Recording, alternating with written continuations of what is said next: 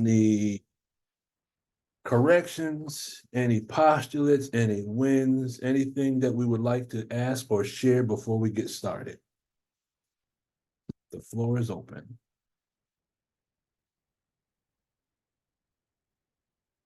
All right. Let's jump right into it then, I guess. Let's see.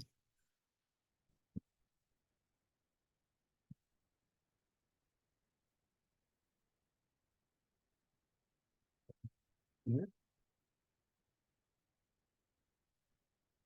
Let me go here.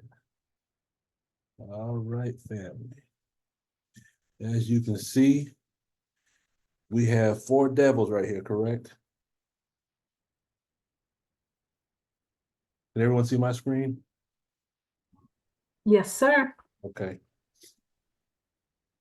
The idea for this Zoom meeting actually came a couple days ago.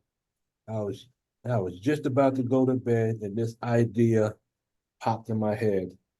And I'm a firm believer that a lot of teachers man by the pen what man knew not. And so I jotted down some notes. And then the next morning, let's see, this is Sunday. This must have taken place maybe Thursday or Friday. And what we will be going into this evening is the result of that idea. So we are going into Lost Found Muslim lesson number 1 and looking at, I believe it's question number 8. And we're going to parse through this lesson and see if we can line it up with the Tech of Dianetics.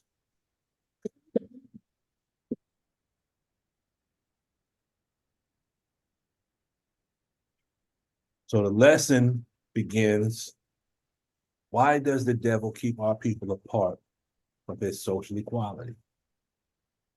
And the answer is, because he does not want us to know how filthy he is in all his affairs.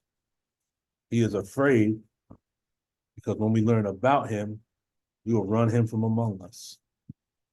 Socialist means to advocate a society of men or groups of men for one common cause. Equality means to be equal in everything. Now we're familiar with this lesson, correct? Yes, sir. So the first thought is, and this comes from The Time and What Must Be Done, The Great War, a statement that was given by the Honorable Minister Louis Farrakhan. He said, Allah is a scientist who speaks the language of formulae, correct? Yes, sir. So the thought is this: if Allah is a scientist and speaks in the language of formulae, then what would happen to our thinking if we perceived each one of those lessons in our supreme wisdom as an equation?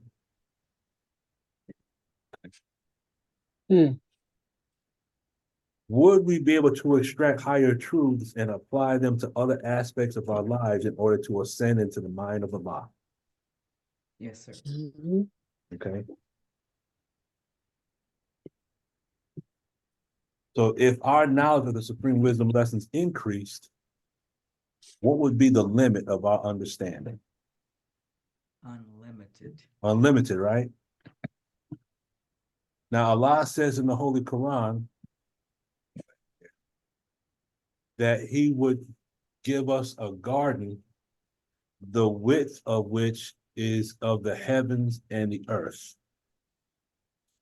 So we know the width of the earth. Can I taste?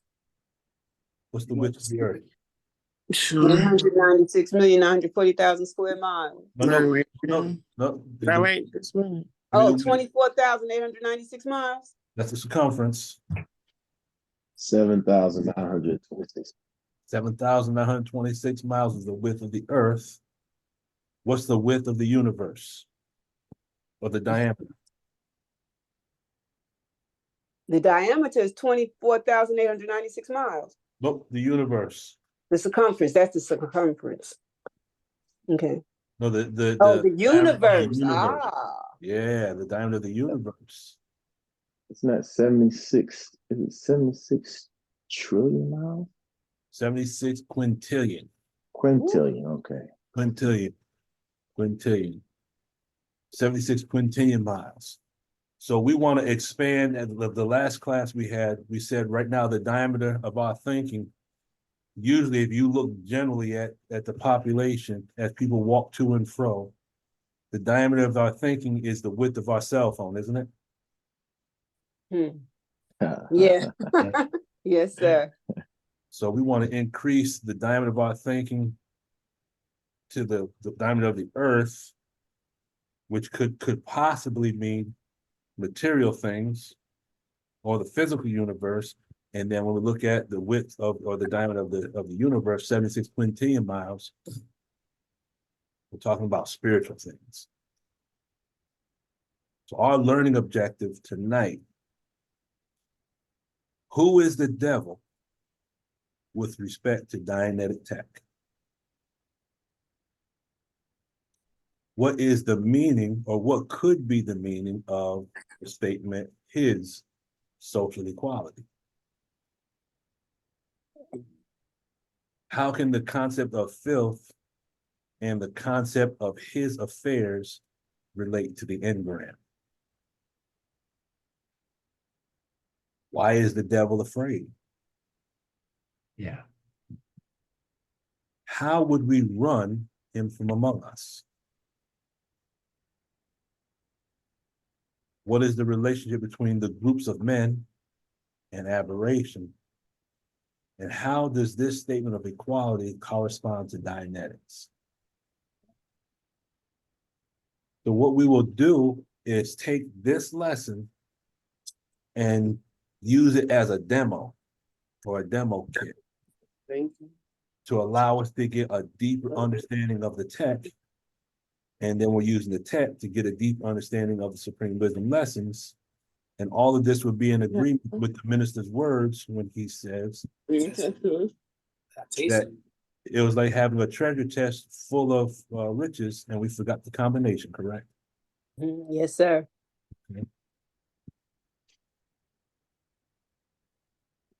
So let's look at how filthy he is. Mhm. What does that mean? That's relevant. It's good. Before we go any further, let me recognize this Ania. Assalamu alaikum, Sister Ania. It's not as sweet. Walaikum salam. How are you? I'm fine, sir. Praise be to Allah. Yes, ma'am. Let's see. See the mothership went by. Sister Angela's here. Assalamu alaikum, Sister Angela. Walaikum salam, pilot. Assalamu family. Happy Savior's Day. He saved his day. Sister Raynell. Assalamu alaikum. Walaikum salam, family. How are you? Let's do it. Thank you. All right. And Sister Tina, let me give you the greetings formally. Assalamu alaikum. Walaikum salam, Brother Lukman, and everyone else. All righty. Let's jump into it. Could I ask before you begin if we could all mute our phones to reduce the background noises? Sure. Not a problem.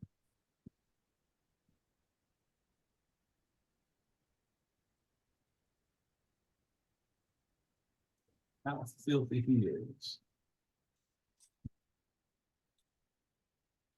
So the statement is, because he does not want us to know how filthy he is in all his affairs. So let's parse this and see if we can find some ARC with Supreme Technology. So what is the meaning of filthy in Arabic? So we're gonna clear this term. What is the meaning of affairs? And how is filthy connected to the reactive mind or the engram bank? How is the concept of all his affairs connected to the reactive mind? We're going to see that this lesson lines up so well with the tech that as we go back into our Supreme Wisdom lessons and go back and do our studying, in memorizing, and then not only memorizing, but really internalizing, what will happen is we begin to see that in our Supreme Wisdom lessons, these are formulae, these are principles. And the more we go into our lessons, the more we can extract principles that we can apply in every aspect of our life. Does that make sense? Yes, sir. Okay. So we could take this lesson, for example, and then if we're going to marry this with the Supreme Technology, we could take this lesson and apply it on all 8 dynamics. Does that make sense? Yes, sir. So if we go into Surat al-Hajj, the pilgrimage,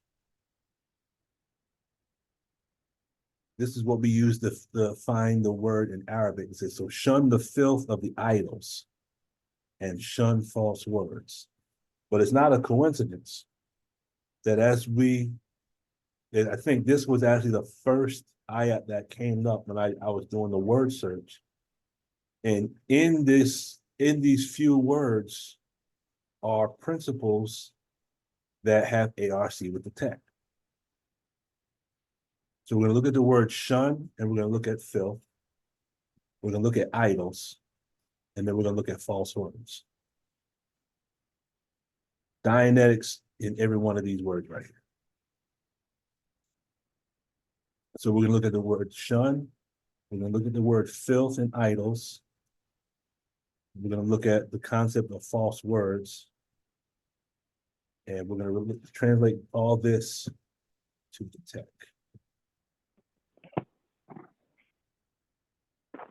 This is the Arabic, and I'm not even going to try to pronounce this because I don't want to mess that up. But this is the actual Arabic. But these words in green are kind of like the keys. These are the key words that we clear. So, Brother Jamie, I know this is the first time you're with us, so I'll give a quick explanation of what we do. Are you familiar with word clearing, brother? Yes, sir. Okay. So what we do is we do the word clearing in the Quran. We do the word clearing of the Arabic. And doing the word clearing in Arabic, we're coming face to face in the Arabic dictionary. And now it's not a Dianetics Arabic dictionary. It's just a regular Arabic dictionary. And we're coming right in line with the terminology that's used in the Church of Scientology, but we're finding it in the Arabic, which is already in the Holy Quran. Does that make sense? Yes, sir. I watched a few of your Okay, cool. things on Cool. YouTube. Okay, praise be to Allah. So let's go into the first word. So the first word, shun, is janaba. Okay. It means to shun, to avoid. It also means to run parallel to. Now, in this ayat, this part of the ayat, there's something interesting here because this right here, we'll be able to look into this and see how it describes, even though this is telling us to shun the filth of the idols and shun false words, we're looking at the concept of parallel, meaning this is an instruction that we're given to shun the filth of the idols and shun the false words, but this is also showing us how the reactive mind works. Does that kind of make sense? Yes, sir. Yes, sir. So I'm gonna explain how that works. In other words, the reactive mind works in such a way it is designed for us to avoid getting to the root or getting into the truth of our own engram bank. Does that make sense? Yes, sir. Okay. Now, when you look at the word rajasa, it means to commit a shameful act. It means filth. It means roaring, surging sea, and it means thundering. Now, some of us might remember when we went through the book of Jonah, and we showed the parallels between Jonah and aberration. Does anyone remember that? Story of Jonah? Yes, no? Yes, sir. Okay. Yes, sir. You gotta work with me because I can't see anybody on my screen. Yes, sir. Okay. So we want to shun the shameful acts. We want to shun the filth. The reactive mind works to keep us in the state of mind to avoid the root of these things that exist in us, correct? Mm-hmm. Yes, sir. See, we think that the sins that we commit, that those sins belong to us. But what we're doing is we're dramatizing something that actually either happened to us or something that we witnessed, correct? Mm-hmm. Yes, sir. Okay.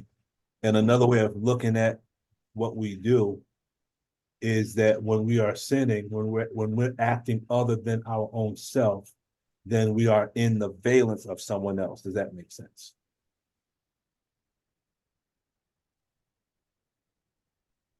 Yeah, Yes. Okay. Now, the Arabic word for graven image is wathan. Interesting thing about this Arabic word. Now, graven image, when you deal with the word graven, you're talking about a burial place. And it also means likely to produce great harm. So when we combine these two terms together, this is the Arabic definition. Then a graven image could be an image that is buried that can produce harm. What does that sound like? Ingram. The engram. Okay. So here we have the word that represents idol in Arabic, but it has other definitions that could possibly mean buried images that produce harm.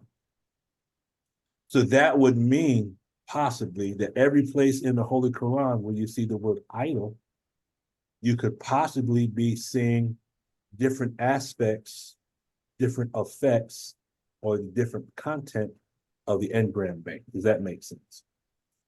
Yes, sir. Okay.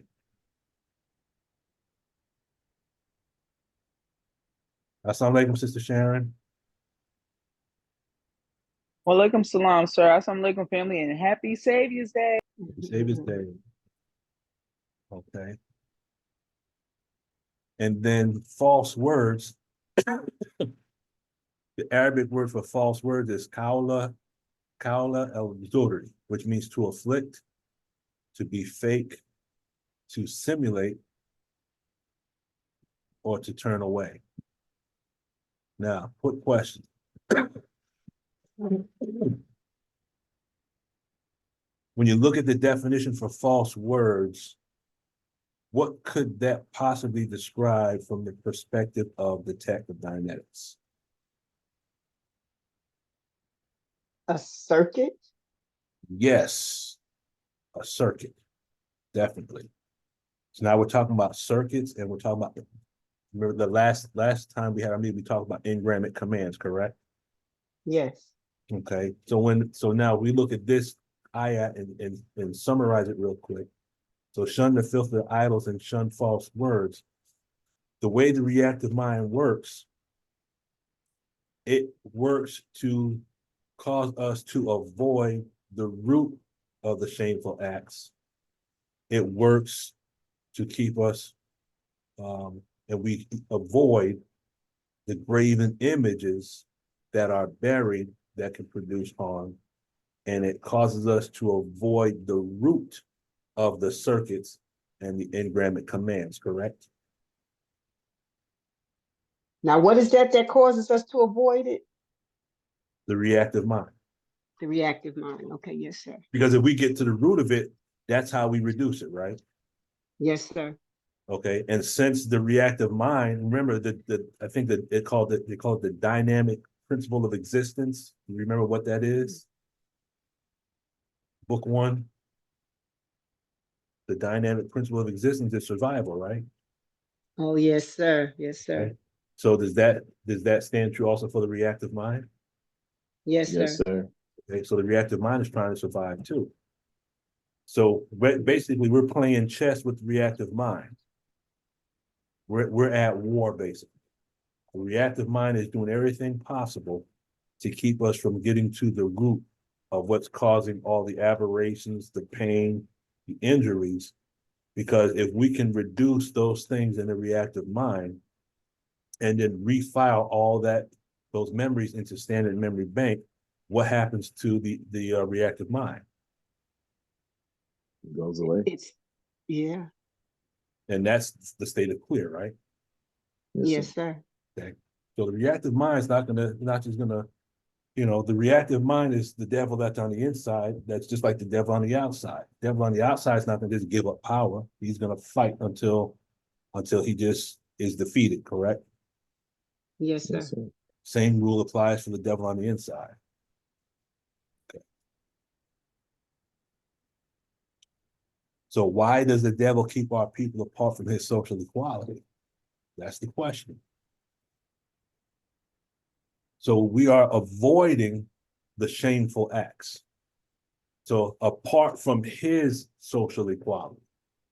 So his social equality, if we're talking about the reactive mind, that represents all of the valences, all of the circuits, and all the perceptics that are contained in that engrammic bank that keep the pre-clear aberrated. Does that make sense? Yes, Mm. sir. Okay. So in avoiding the shameful acts, who remembers the four flows? Yes, sir, I do. Go ahead. Sis. The flow one is what was done to us. Flow two is what we see done to what I have done to others. Flow three is what we have seen done to others, and flow four is what we do to ourselves. Okay. You got them all right. The numbers a little off, but the main thing is the concepts. So I'm not too concerned about the numbers. Flow one is what happened to ourselves, Mm-hmm. and that's speaking about the ARC breaks, enforced ARC, inhibited ARC, correct? Mm-hmm. Yes, sir. So why does he fear now that he's a grown man? Because he was taught to eat the wrong food when he was a child. This could be used to represent, well, look at our behavior now as an adult.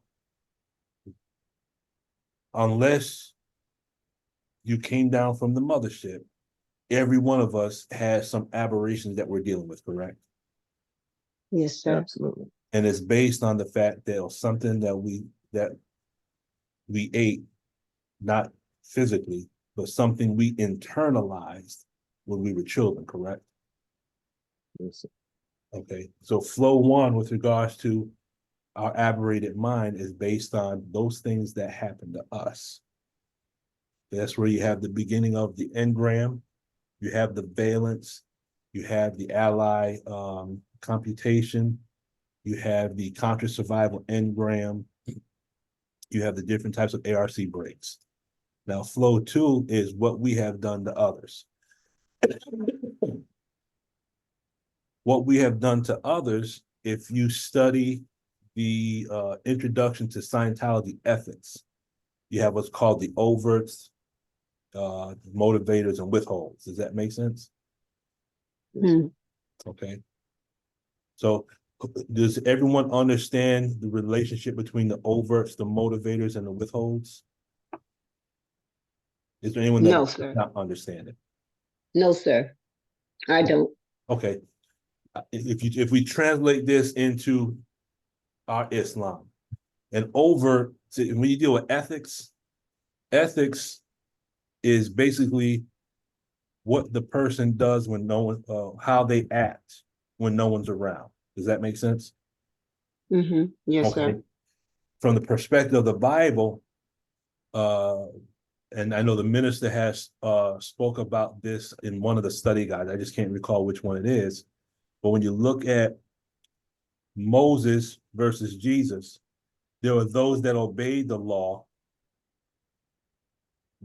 because other people were around, or they openly obeyed the law, but in their hearts, they were still thinking about doing that which was against the law, correct? Mm-hmm. Yes, sir. Yes, sir. Then Jesus says, if you so as much as even think about it, then you've already committed the sin, yes? That's Yes, right. sir. Okay, so when our ethics is in, then we apply the law on ourselves, yes? Yes, sir. The minister said, I think it was the swan song, what you are in private is who you are. Thank you. Yes. What we are in private. So the overt, if you translate that into the language of our teaching, the overt is sin. Mhm. Okay, overt is sin. The withhold means we don't tell no one about it. Right.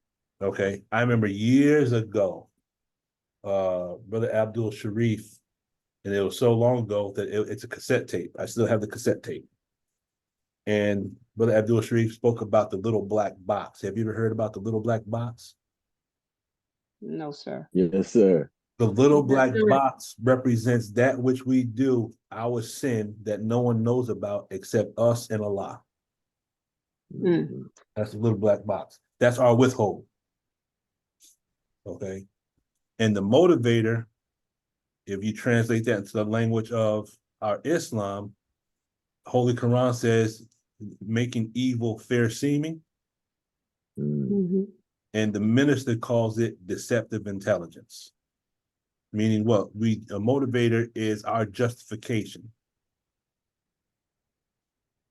So we commit certain overts, we commit certain sins, we do certain things against ourselves and other people. We hide our hand, we withhold, we don't let people know what we're doing. And then in order to do it, we justify in our mind. Does that make sense? Yes, sir. Okay. Yes, sir. Then you got flow number 3. What happened between other people? Some of our insanity is based on what happened to us, but some of our insanity is based on what we witnessed, correct? Yes, Yes, sir. And one thing that L. Ron Hubbard says in book 1, in the chapter that's contagion by aberration, you have a one parent that might re-stimulate the other, then the mother re-stimulates the father, mother and father are crazy as hell, and then they pass on their craziness to the children. Some of us are crazy because we have crazy parents, right? Mhm. Yes, Yes, sir. sir. Okay, Sister Peggy, I saw your hand up. Okay, I'm asking a question about the withhold, Okay, and you said it's something that we put in these boxes between Allah and ourselves.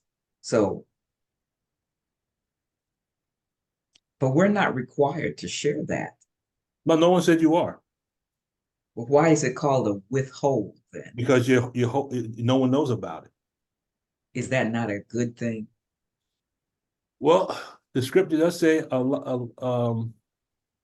blessed is the man whose sins God doth hide.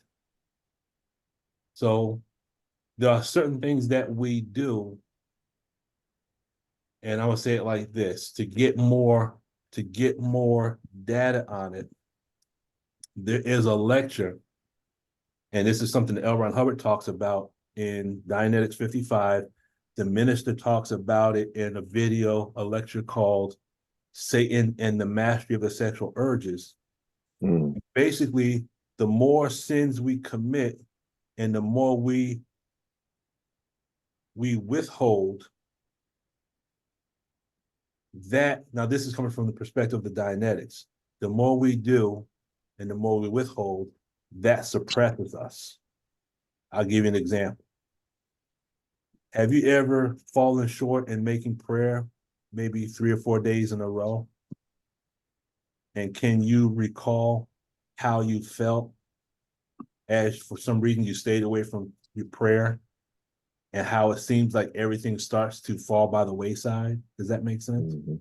That makes sense. Yes, sir. Yes, sir. So what happens is sometimes the problem is we're withholding, we make our prayer and, I confess my faults. But the withhold is we're committing certain things and we're not even bringing these to Allah, even though Allah already knows that we did it. We're not even confessing certain wrongs to the God. Is that right? That's right. Okay. So all these things accumulate. The overts accumulate. The withholds accumulate. There's something called, you ever heard of passive aggressiveness? Yes, sir. You ever heard of slander? Yes. Okay, Yes, indeed. so all of these things are, we can consider them to be overts and then withholds. And then what happens is, this is in the language of our lessons, it accumulates in a fine mist that the naked eye can hardly detect. These overts and withholds accumulate in our own spirit. So what I was thinking Mhm. is many times brothers, if they give a lecture, they'll tell you what their life was like. Mhm. Sometimes very detailed. Mhm. But you know, sisters don't do that. Mhm. And I think it's a good idea. And that's what I was thinking, that there's just some things that you just don't want to share. Because you know, there's a double standard. If No, the brothers could say they do stuff all day long. Mhm. But if a sister says it, it's different. Mhm. So, and then some of those things you just need to keep to yourself anyway. Okay. No, that's true. That's true. But here lies the problem. Okay. Part of the problem is, this is what's keeping some of us from studying the tech, and this is what's keeping some of us from being audited. And this is part of the reason why, now, if I'm wrong, correct me, the minister wanted us to study the tech so that we could audit one another, right? Yes, sir. Yes, Yes, sir. sir. But some of us don't even trust one another in order to get audited, That's so true. okay? Mhm. And part of going clear, part of that process is you have to revisit these 4 flows. And one of the flows that might be the most difficult is that overt and the withhold and the motivators. Because there's certain things that we've done, even though Allah has already cast them into the sea of forgetfulness, we still maintain guilt on ourselves over things Allah has already forgiven. Does that make sense? Absolutely. Okay. I got Sister Angela, then I got Sister Ania. Yes, sir. Um, Interestingly enough, when we look at being clear, Mhm. clear is something that is transparent.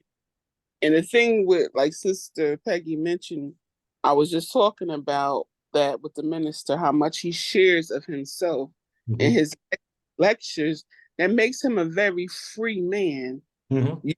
Usually, when there is something that we don't like to talk about, we don't realize that that thing has some sort of hold on us. Mhm. Because if we have information that can be helpful, or an experience that can be helpful to another person, another female, even if it's not over the roster. Like one time I was telling the sisters in class, you know, I was taught, thank Allah, about taking things that didn't belong to me. I was given a very good lesson about that because I was so busy trying to take this cheese, I didn't realize I was leaving my money. And what made it easy for me to share, because I knew I would never try to steal anything again. And that's the thing. Being transparent, being clear, we use our experiences to help one another, especially if we're gonna order each other.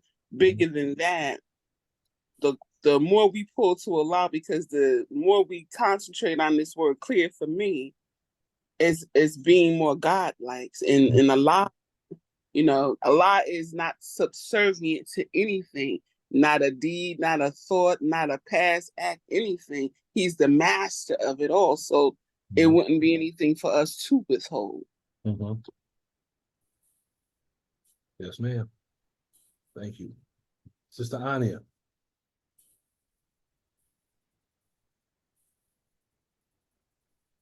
You're on mute, Sister Ania, if you're trying to speak.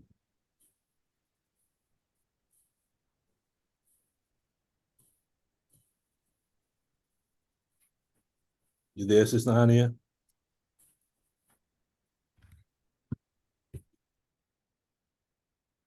Okay. Can you hear me? Up, hear you now. Okay, yes, sir. My question, it was something you said when you were talking about the black box, And there was a statement you made. I didn't write down your exact words. But to the effect that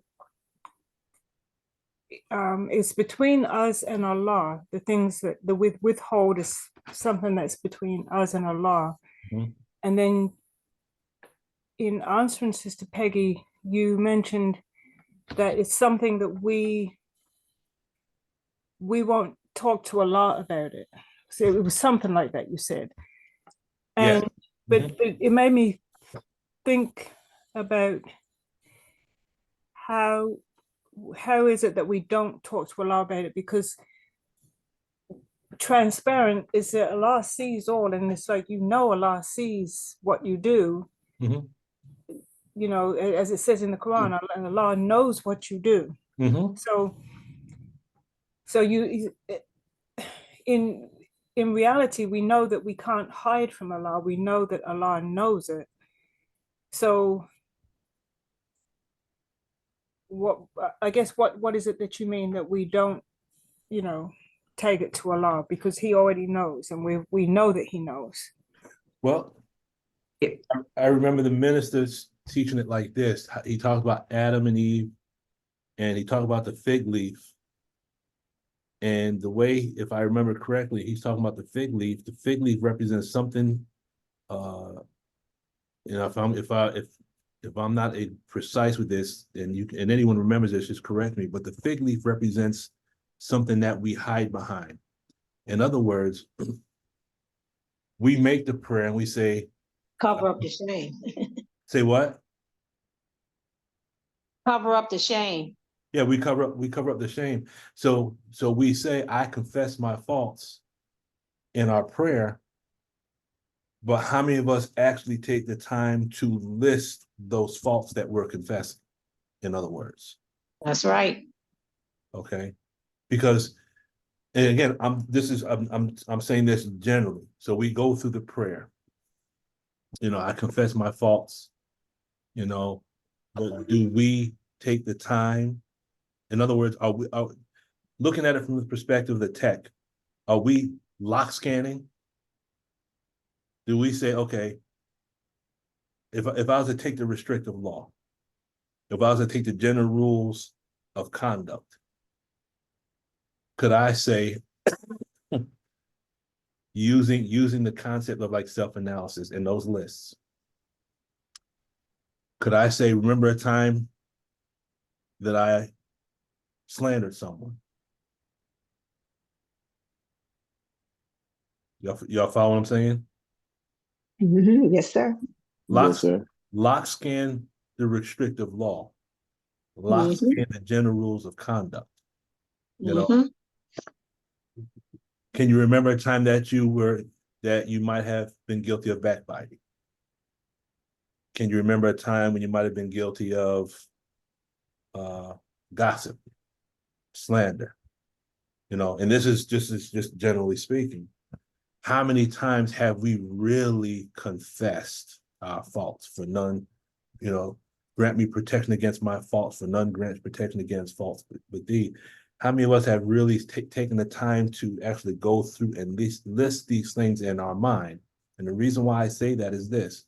When you look at how the concept of straight wire works in self-analysis, isn't L. Ron Hubbard saying that when you can go through these lists and you can locate these points on the time track, do you not get back attention units? Yes, sir. Okay. So if you're going back on his lists and you're getting back attention units, and we're told that we're using this as a tool, then who's to say that I can't start with restrictive law, start with rule number 1, and lock scan it? Okay. Restrictive law number 1 says what? Worship no God but Allah, the one the messenger represents to us. Right? Yes, sir. Okay. How many of us do that 100%?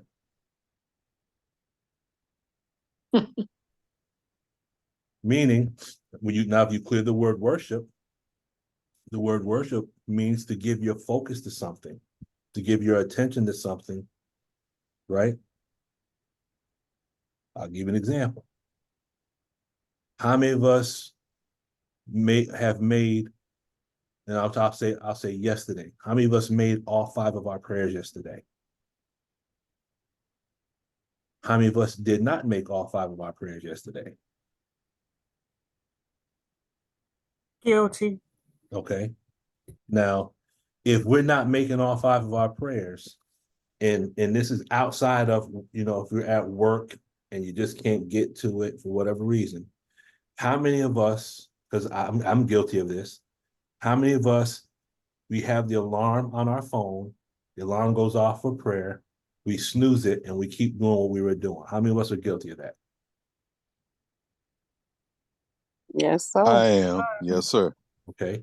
Now, that doesn't mean we're bad people. It just means at that point in time, there was a call to prayer, and we chose not to respond, correct?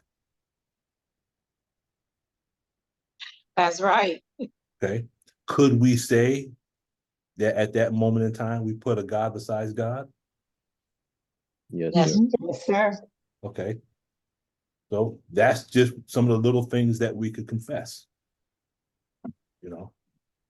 When you deal with the whole concept of communication, there's a formula for communication. I won't get into this now because that is a whole separate topic in and of itself. But when you look at the equation for communication that L. Ron Hubbard gives and the way he breaks it down, you have what's called an inflow and an outflow. And you have to complete what's called the two-way cycle of communication. Does that kind of make sense? Yes, sir. Okay, meaning, and I'll use as we're talking as an example. So there's certain words that I'm speaking. I have this is just from this standpoint is source point with attention and intention. The distance is from myself to you, and then you're the receipt point. You have attention and you have intention, correct? Yes, sir. So now when you say yes, sir, that's called duplication. You're letting me know that you received the communication. And now if you were to say a statement towards me, now you become the source point. I'm the receipt point, and that's a two-way cycle of communication, correct? Yes, sir. Now, I outflowed, then you inflowed. And then you become source, so you outflow, and then I inflow, correct? Yes, sir. Now, what happens is, and he goes into step-by-step of how this works in Dianetics 55. He says, when that's overbalanced, meaning you have outflow and no inflow, or you have inflow and no outflow, that's showing you that there's aberration there somewhere. So, Yes, sir. go ahead. Brother Luke, okay, so there's aberration there somewhere. Okay, so that's like the same thing as, because I was thinking about this morning. I received a text message, from my Dianetics supervisor, just reminding me of my corrections that I have to make. And I already told him, that I do my studies Monday through Friday, but he's been contacting me on the weekend about my corrections. So he sent me a text message this morning, and I read it, and I started not to answer it, because I said I told him that I do my studies in Dianetics Monday through Friday, and now it's the weekend. But I said it would be proper manners to answer back, because he communicated to me in a text message. Out of respect and proper manners, I should communicate back. So I did, and he just said great, so in other words, telling him, no, I haven't gotten to it yet. That's, I didn't get rude or anything. So I try to be very conscious of that when people call me. If I miss the call, I want to call them back. Mhm. You know, but and I can see where there could be aberration there if there's no communication back. If Mhm. someone calls me and I say, I'm not going to call her, there's something there. Why am I not going to return the call? Why am I not going to call her back? Now, it may not be a good time right Mhm. now, but at some point, it may be a good time. Mhm. So I should return the call. And I do. But I know when there was a time that I didn't, and there was something there, Mhm. and that's why I didn't. So, So I see what you say about the aberration. so does that mean that you can see a difference in how you will react now than the way you reacted before? Oh, yes, sir. Definitely. That is growth and development for There's sure. growth and Because development. yeah, on the communication level, yes, sir. Mhm. So May that, oh, go ahead. I'm sorry. I just wanted to ask Sister Tina, were you able to remind him, though you responded, not to contact you on the weekend? No, ma'am, because I don't mind. Oh, I really don't mind. It's okay if he contact me on the weekend. I just have to stand my ground. If I can get to it on the weekend, I will. Mm-hmm. But I told him already when my schedule is, so I just stand my ground. So I don't mind. Okay. interesting. Big key. See, in the past, I can, for myself, I'm with you, Sister Tina. I can see the growth and development in our marrying this wisdom with the tech, because in the past, if someone contacted me and I've already told you what I needed to tell you, then there's a part of me that's waiting for you to call me again just so I can cuss you out. That's it. Just hey, it is what it is.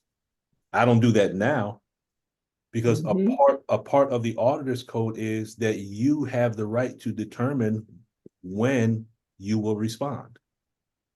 Mhm. That's in the auditor's code. So if they're contacting me and I just decide I'm busy or I just don't want to talk right now, I'll talk to you when I'm ready. That's an exercise of my self-determinism. Mhm. In other words, I'm not going to jump just because you call. Does that make sense? Yes, sir. Now, I will respond, but if you call me 2 or 3 times, and if I don't return your call the first or second time and you don't leave a message, after that, I put you on silence. Now, understand this. This is not for everyone who does this.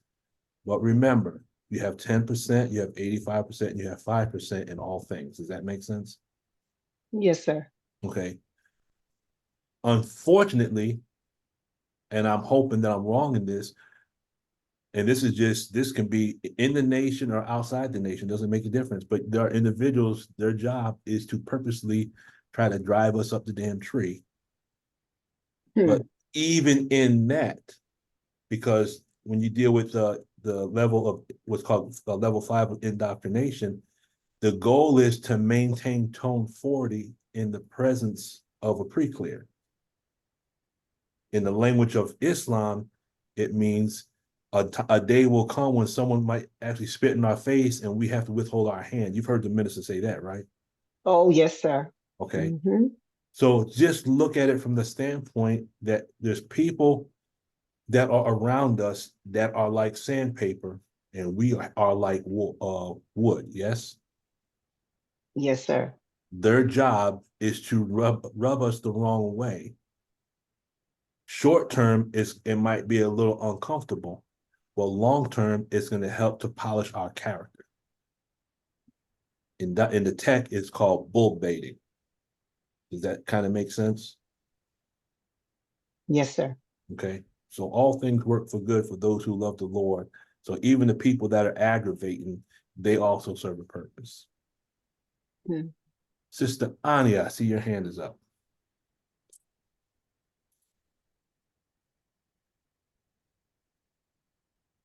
And you're on mute. So it was up raised from before. Okay. But what I got out of what you explained in response to my question, Mhm. and I'm not sure if this is correct, but it may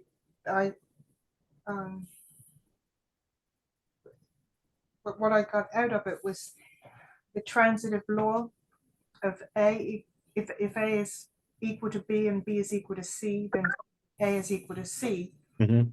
So if log scanning could be likened to confessing our faults to Allah, and log scanning could be seen as a conversation with yourself, then confessing our faults to Allah could be seen as having a conversation with yourself. Mhm. Yes, ma'am. So that's what I got out of it. Yes, So, ma'am. it made me look at log scanning in a different way. Mhm. Yes, sir. But remember, what is a lock? What is the definition of a lock?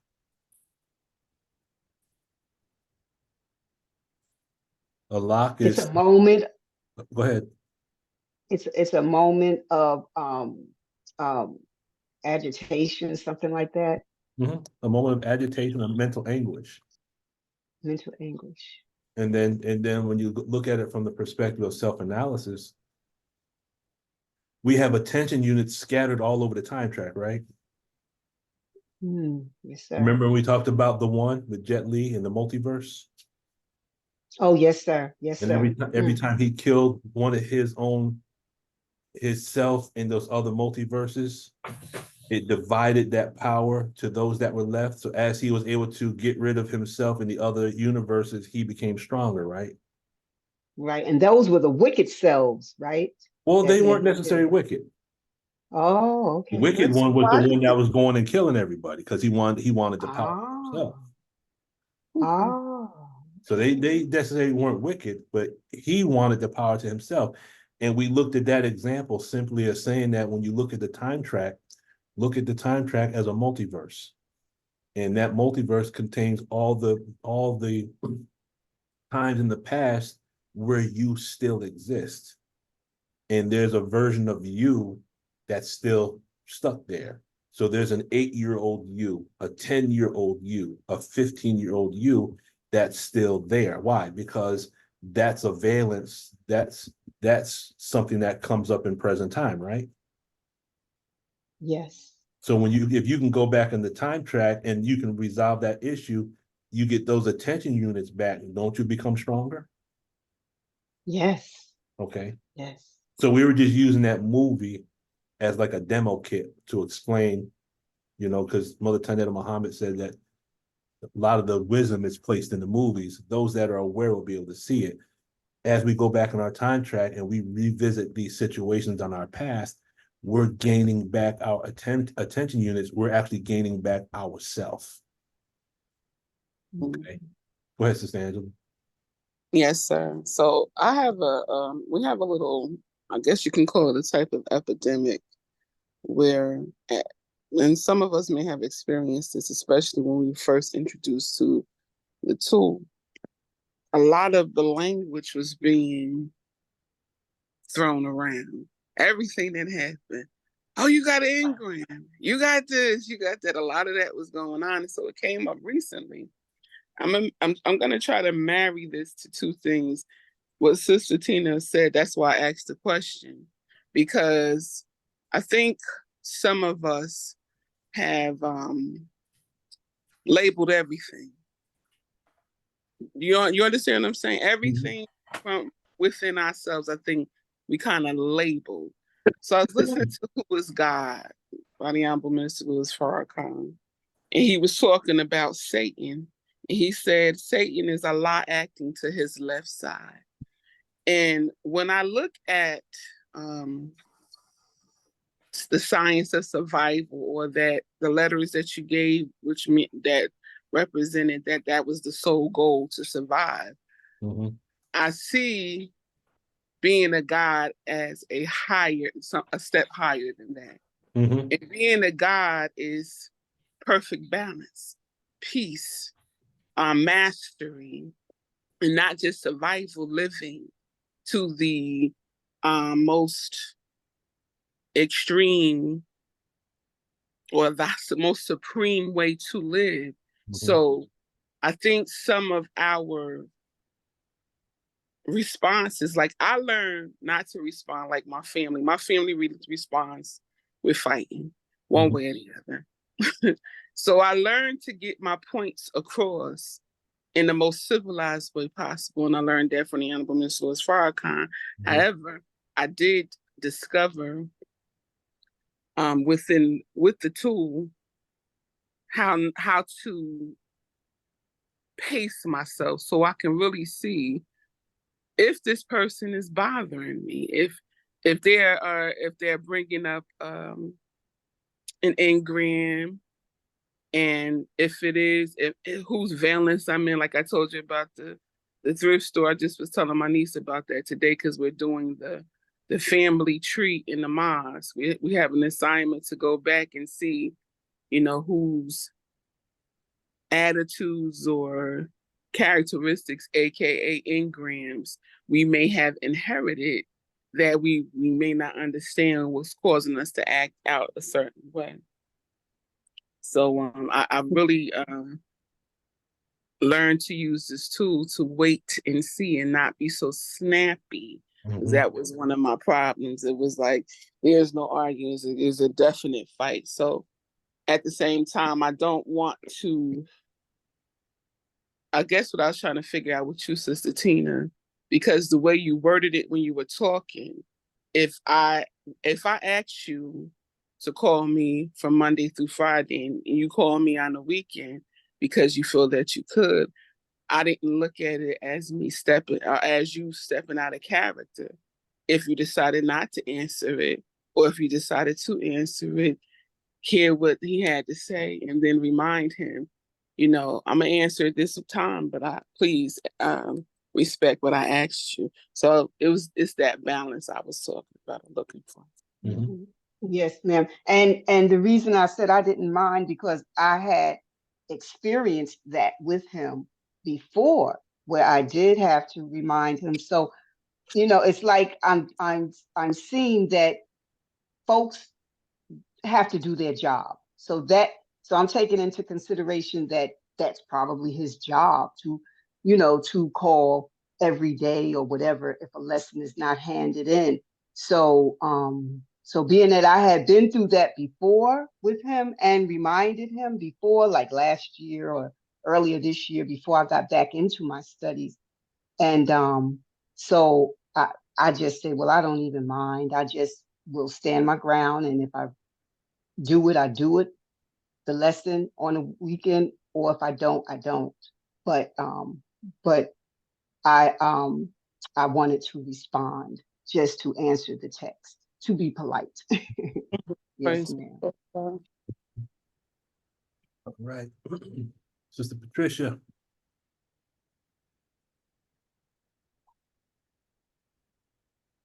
Assalamu alaikum. Walaikum salam. I have like a question, statement kind of. Okay. Okay, Dianetics was introduced to us in 2011. Is it normal or abnormal, or it depends on the individual, how much is auditing, what courses? Do it supposed to take this long for us to get to where we need to be by using Dianetics?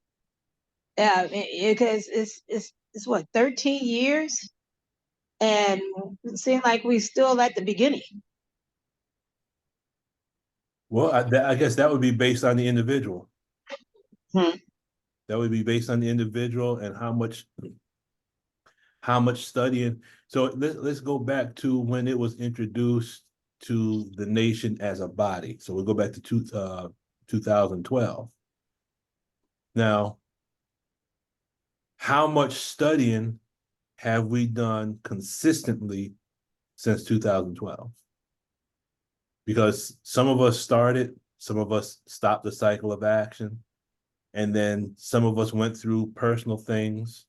So whatever case gain we got from the study we did, we got introduced to some other family or friends or whatnot, some other madness that took us off on a tangent, and we kind of put the tech down and we kind of stepped away from it. Now we're coming back to it.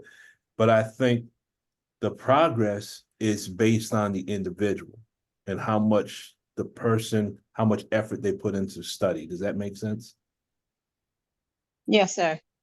Okay.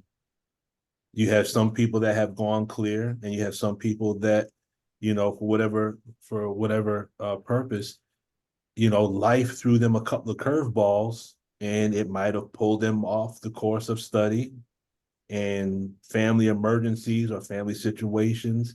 You know, Allah says that he tries us severely at least once a year, right? That's right. You know, some of us were tried and we took the Dianetics and we put it down. You know, I know me personally, you know, finished 2012. I had an upset around maybe 2013.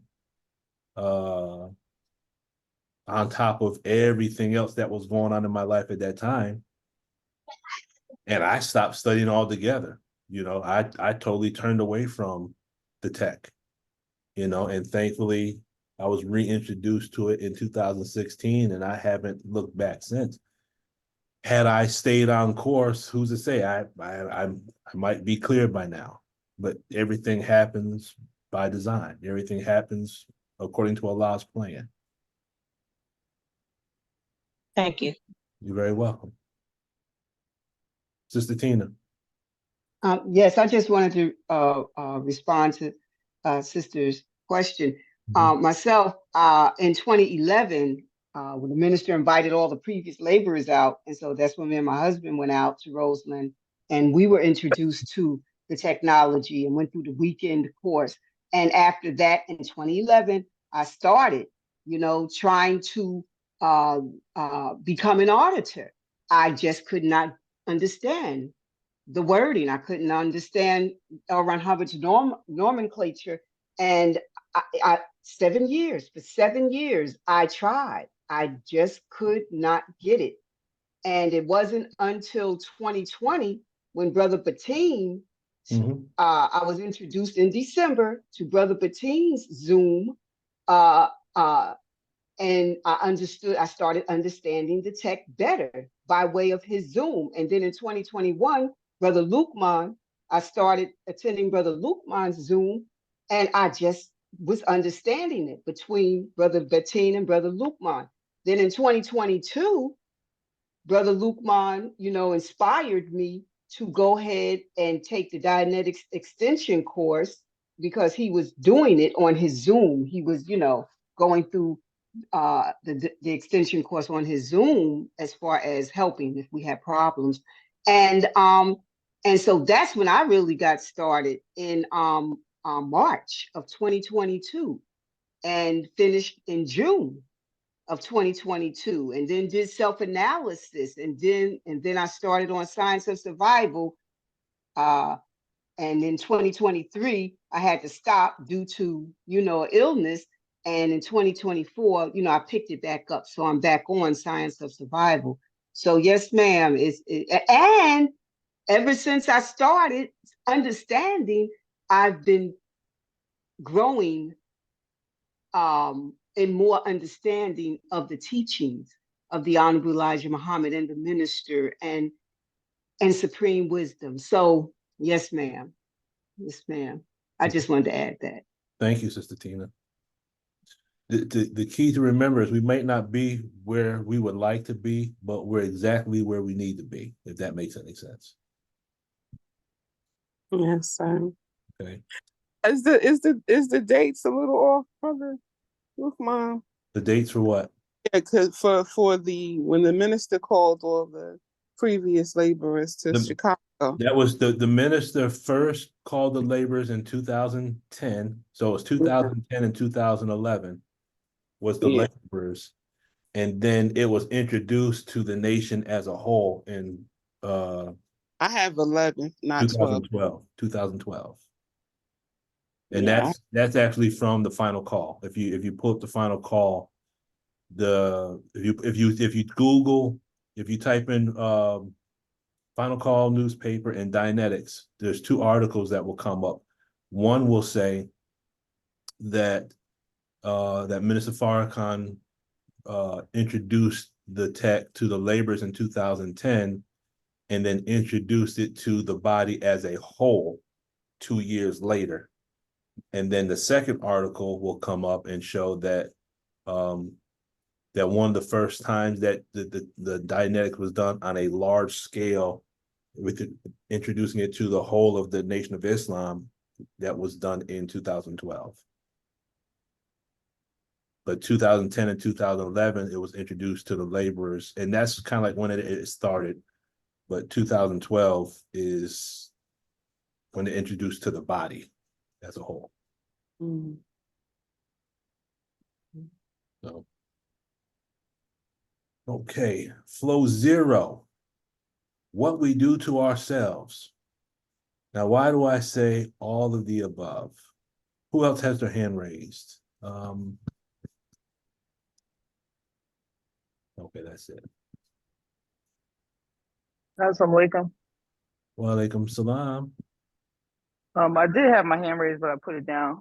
Okay. I just wanted to say that the race is not to the swift, but to those who endure.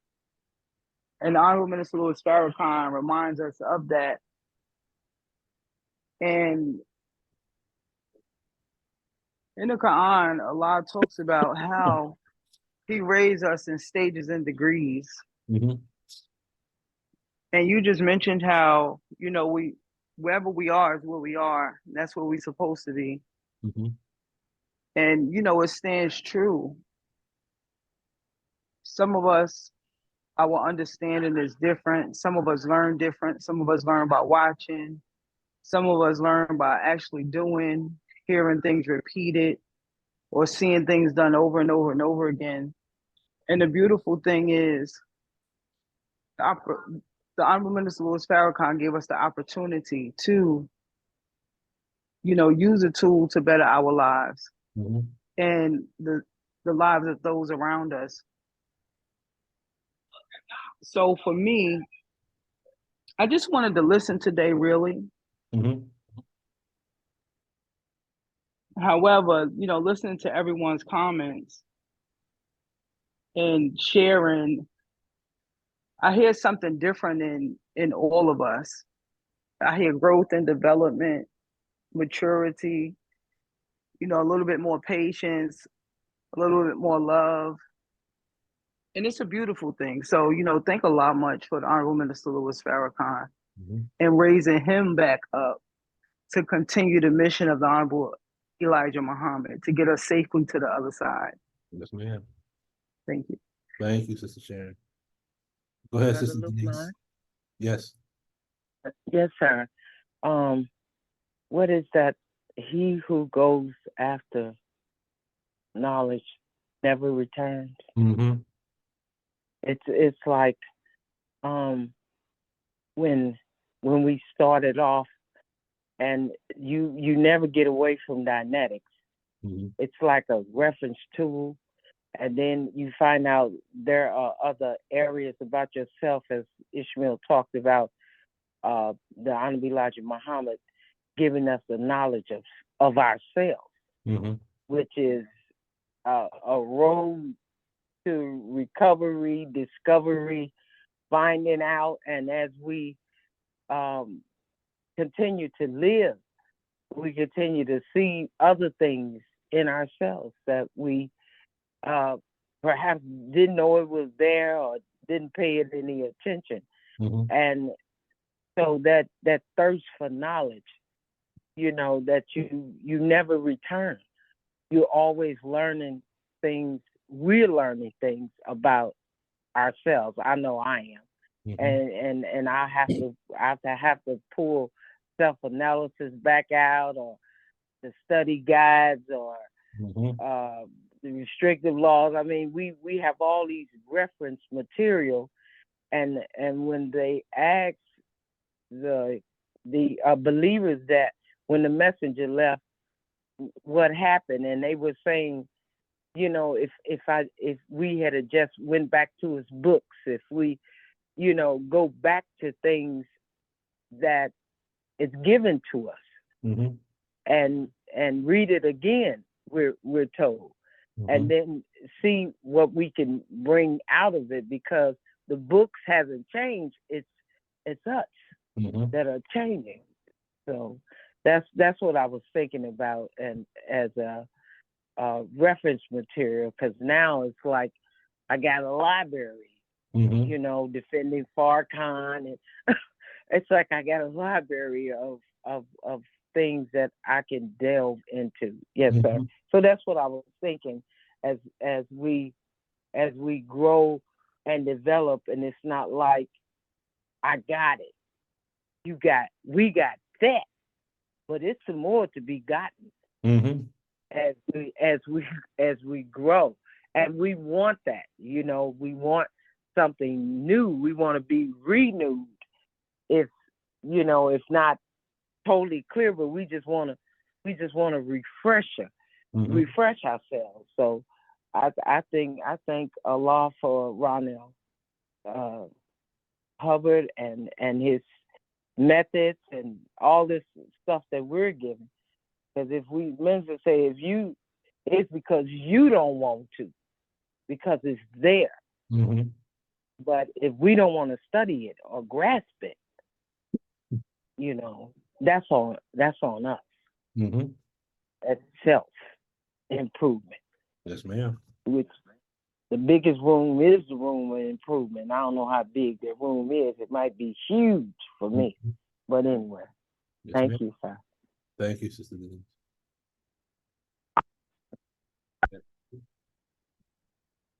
All right. Okay. So now when I put flow 0, why do you think I put all of the above under flow 0?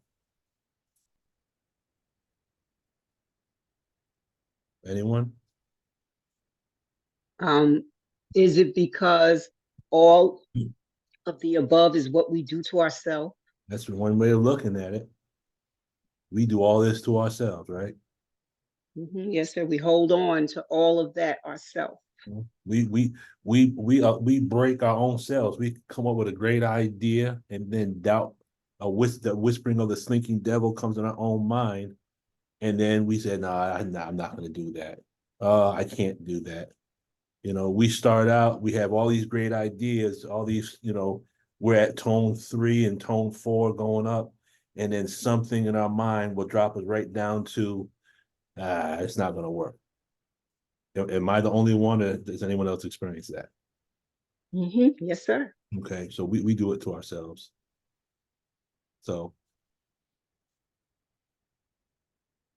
we're avoiding the graven images. So what are the graven images? In other words, the reactive mind causes us to avoid the perceptics and the valences that are hidden in the cemetery of the reactive mind in the grave of the engram. Does that make sense? Yes, sir. The reactive mind does everything they can to keep us from finding these images in our mind.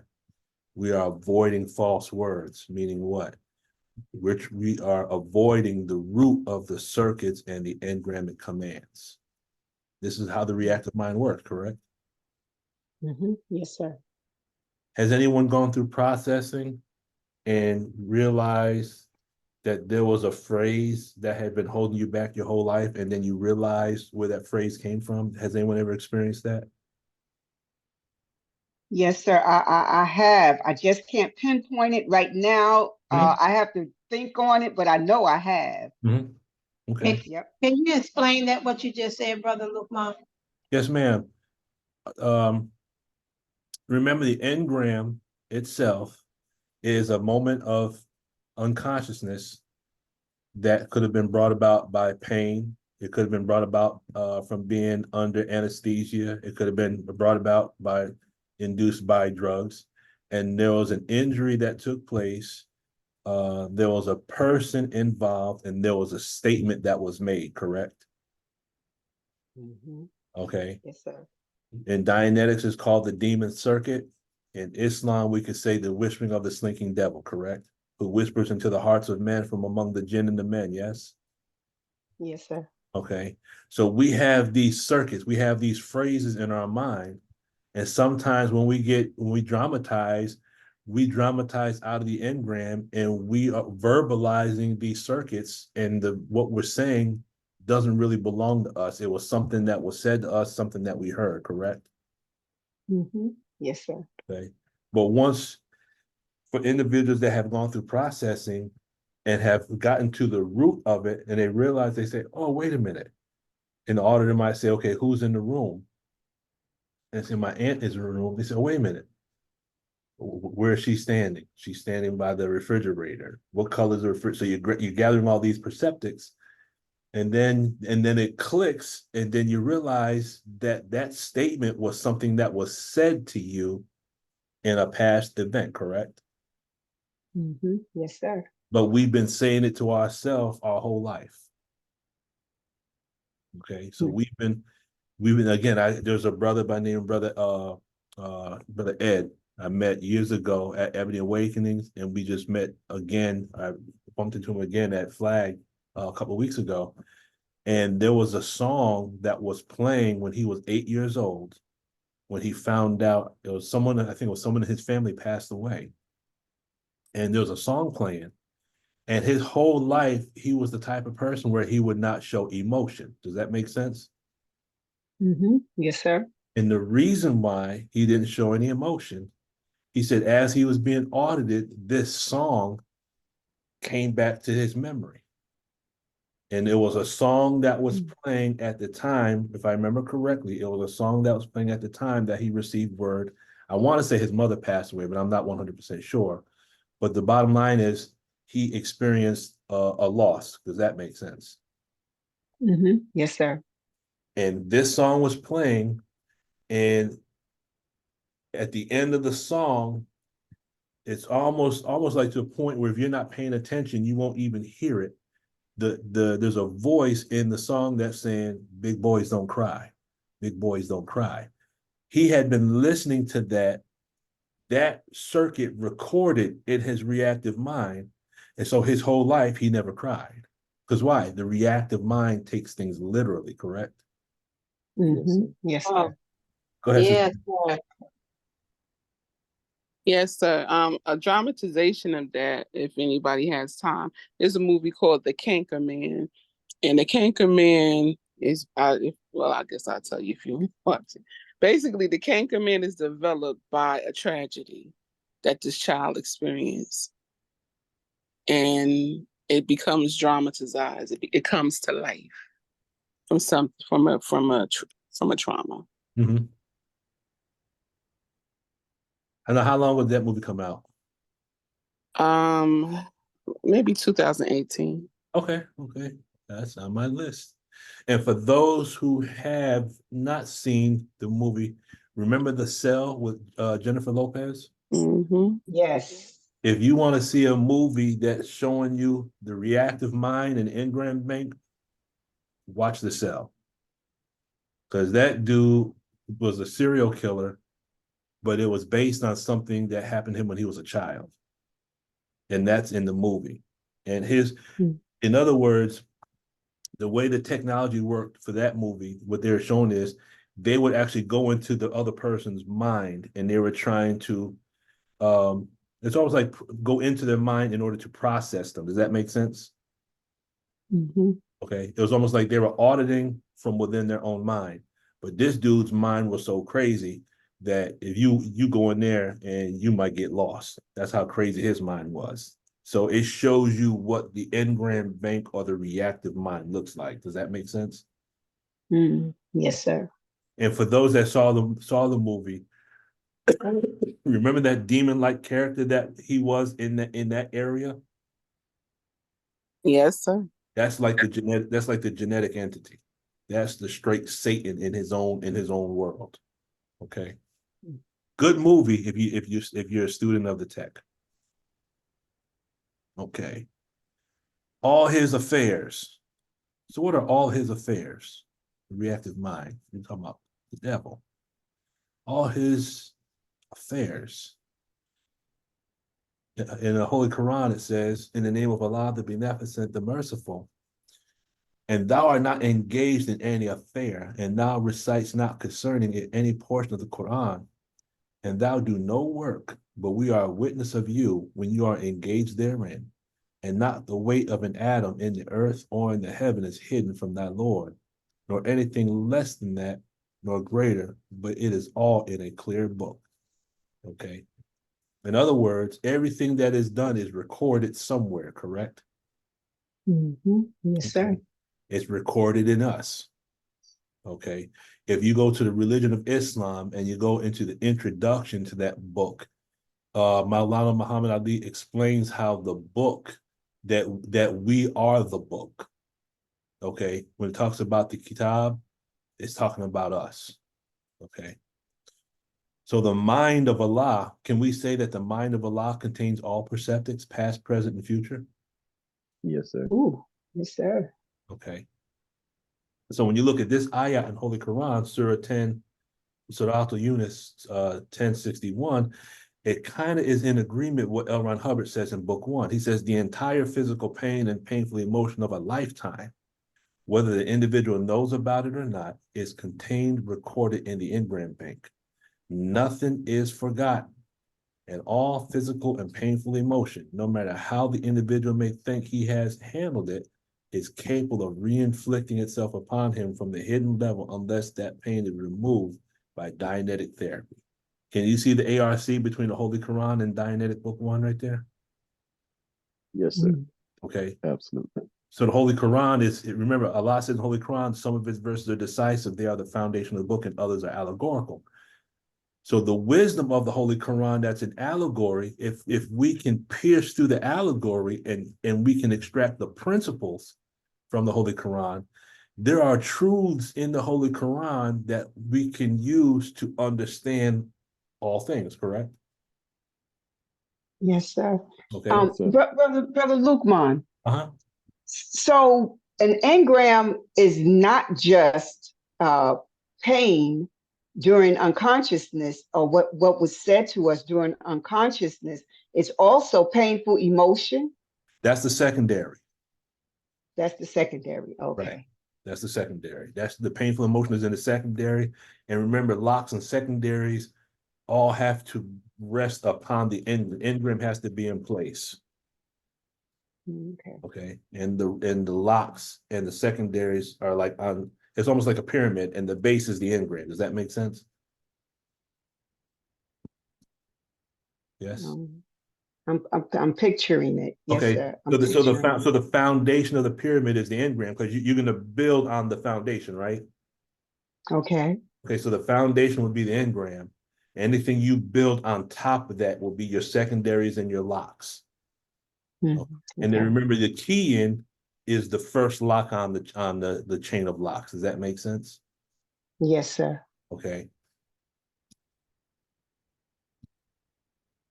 So now all his affairs. Sister Jocelyn, assalamu alaikum. You're on mute if you're trying to speak.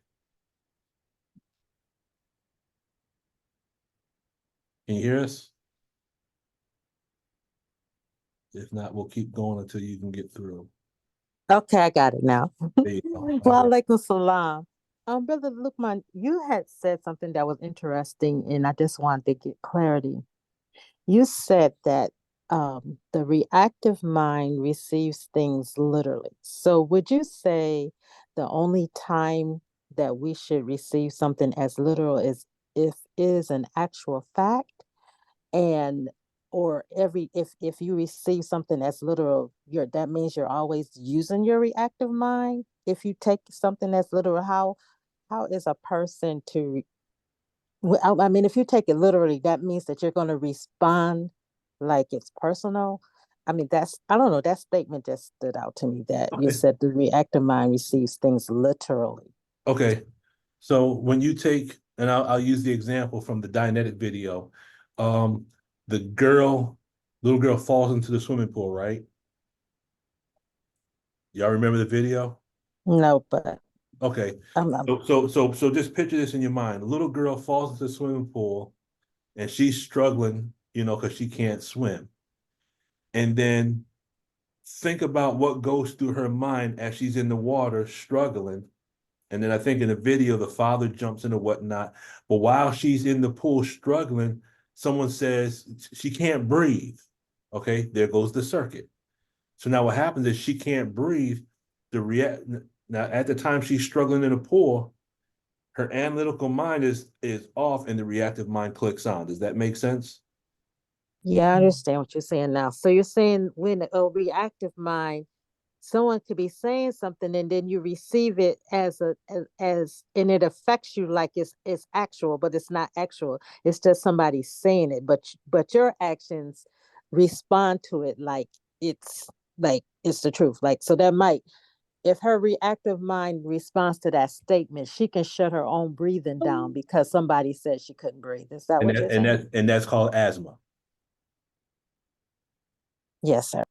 Okay. So now if you look in the problem book and you look at what the uncle of W.D. Farad and the wife of the uncle, and you look at what they went through, if you look at all those illnesses in the problem book, question number one, problem number two, problem number 5, and problem number 6, those same illnesses you'll find on page 65 of Dianetics book 1. And he calls those psychosomatic illnesses.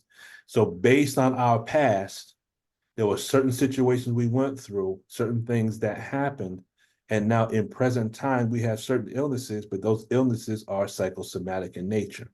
Does that make sense?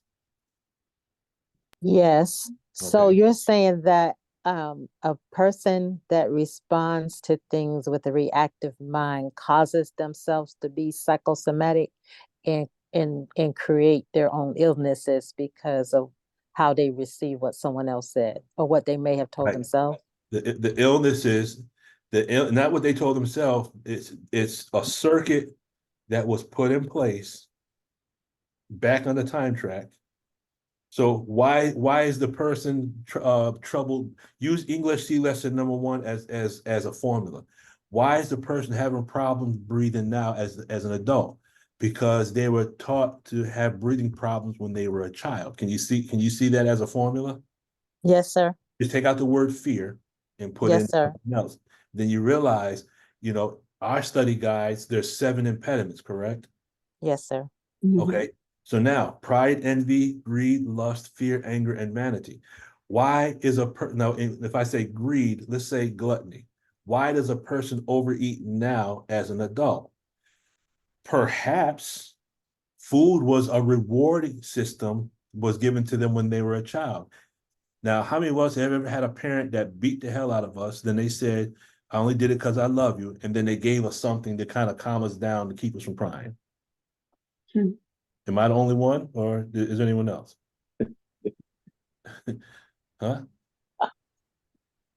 No, You- I'm you pretty know, sure. it's Okay. I'm pretty sure it was done. I just can't remember. Okay. So, but the thing is, there's certain things that happened in our past. So now what happens?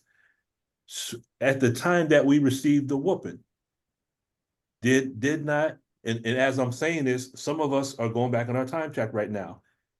Our analytical mind shut off and our reactive mind came on, right? Can you hear what was said to you when you received that whooping years ago? Can you hear the statement? yeah, sometimes. Oh yeah. Okay. So that's a circuit. So now, but it doesn't have as much effect on us because we can remember that. But the bottom line is certain things that happen, and now let's say the same parent, go ahead and get those cookies, So now what happens is part of our problem with diet in present time is not that we're greedy.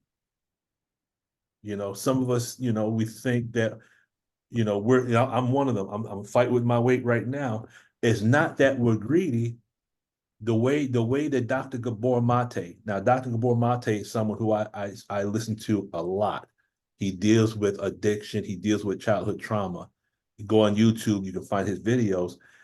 Basically, he says, what you do presently or what we do presently is not the problem. It's what was done to us in the past that's causing us to do what we're doing now in the present. Does that make sense? Yes, sir. Okay, If- so snacking and eating is not the issue. It was that in a certain time period, that was something that might have been used to pacify us after a traumatic experience. Does that make sense? Yes. Okay. Okay. And Brother Luke, as you're speaking and as you're talking about that, it really magnifies and reinforces the importance of us clearing ourselves, because not only is it going to benefit us a whole as a nation, but it's also going to help us to be better parents so Mhm. that our children aren't as traumatizing and engrammic as we are. Yes, ma'am. Because if we don't clear these things out, you go into book 1, it talks about contagion by aberration. What are we going to do? We're going to pass on this aberrative behavior to our children, and 10 to 20 years from now, our children and grandchildren are going to be acting just like us. Does that make sense? I bear witness to that. Okay. Yes, If they're sir. acting like us, they're going to be acting like us from an aberrated standpoint. And then someone's going to say, you act just like your grandfather, Luke Mon. And that's gonna be a derogatory statement.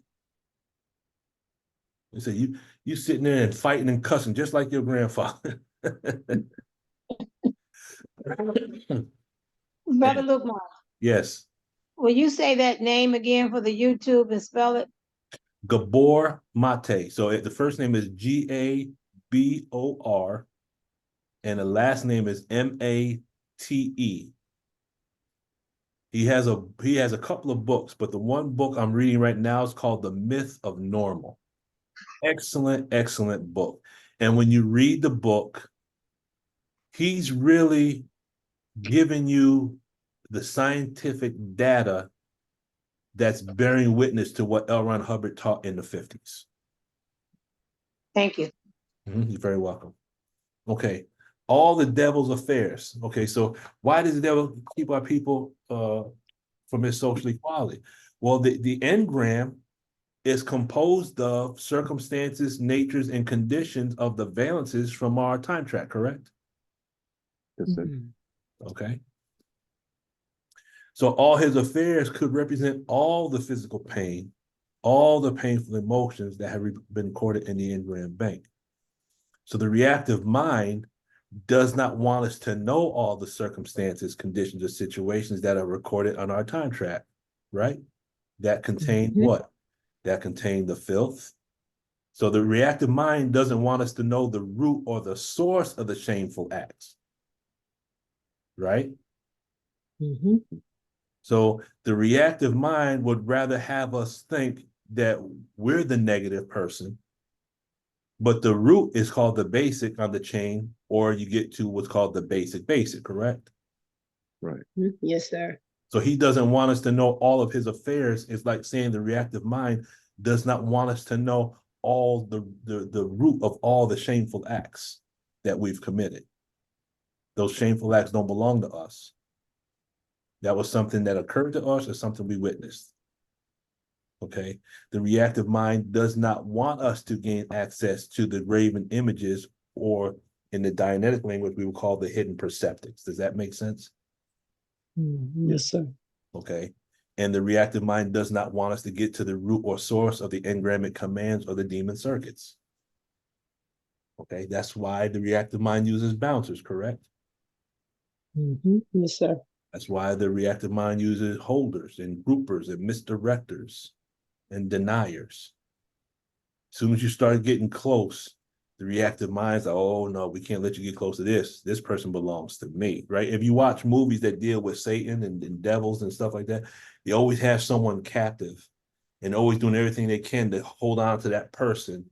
And then the hero's trying to come to save the person, and the devil's trying to do everything he can to trick them and deceive them and stuff like that to maintain control over that person, correct? Yes, sir. Okay. That's how the reactive mind works. So now what is his fear? Meaning the reactive mind.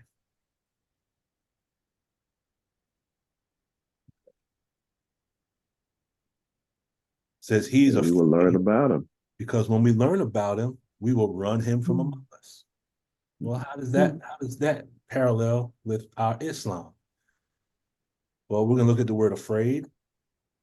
We're gonna look at learn about him, and we're gonna look at the word run him.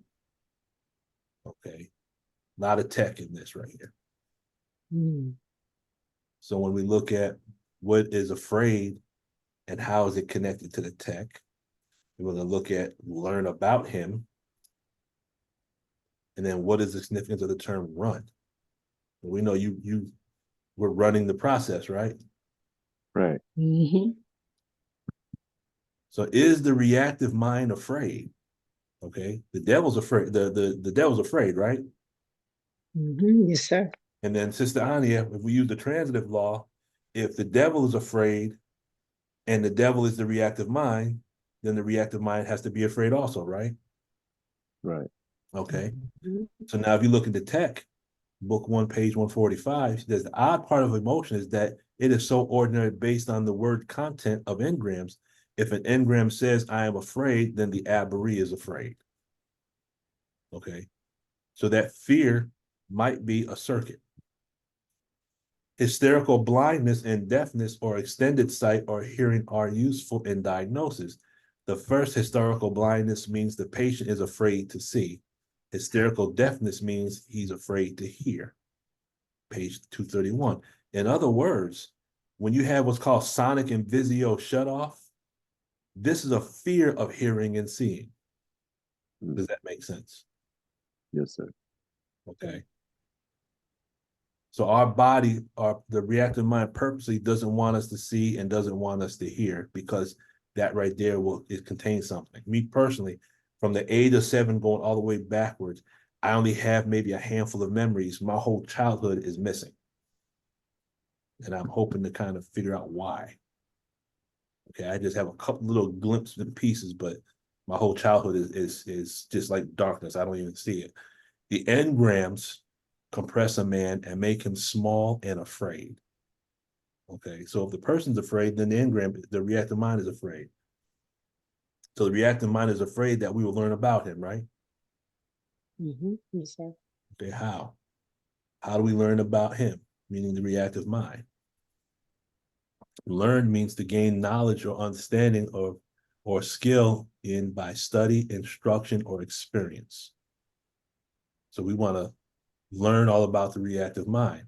So in the study of Dianetics, we gain knowledge, understanding, and skill. And skill is application through what? Reading about the tech, studying the tech. And what is study? Study is investigation with focus, yes? Yes, sir.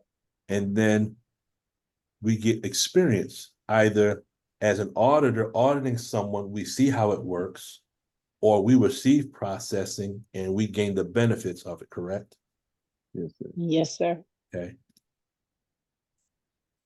So when you have read in the name of thy Lord, the word read is ikra, right? Ikra, read. It comes from the root word kara. So read in Arabic doesn't mean just read.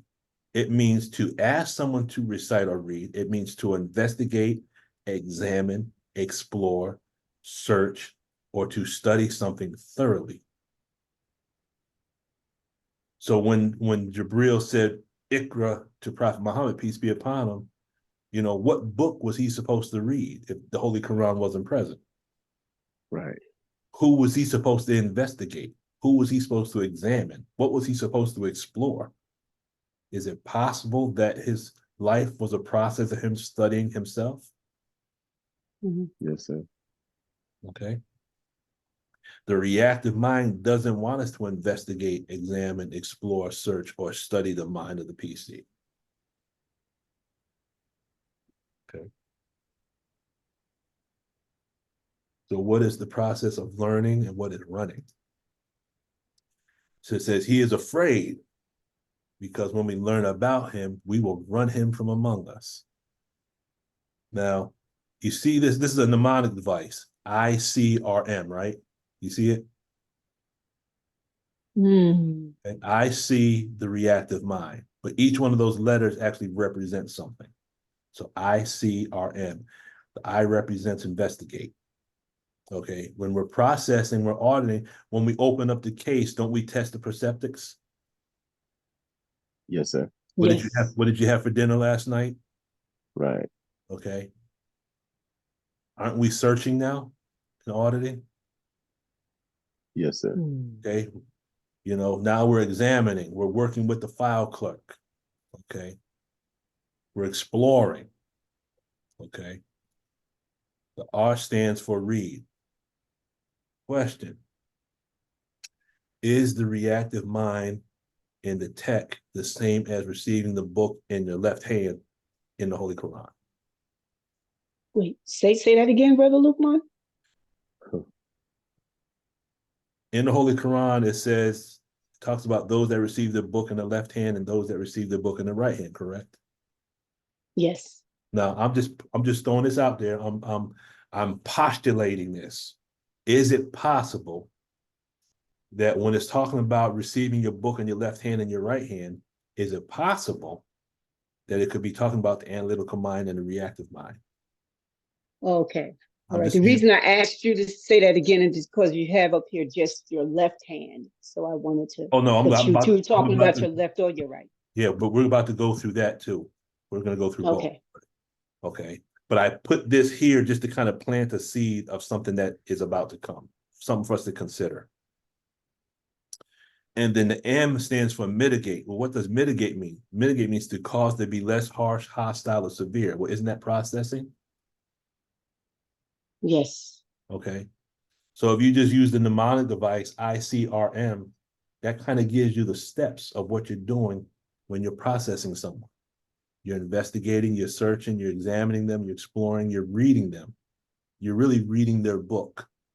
And then you're mitigating, you're lessening, you're reducing, you're taking the charge off, correct? Yes. Okay.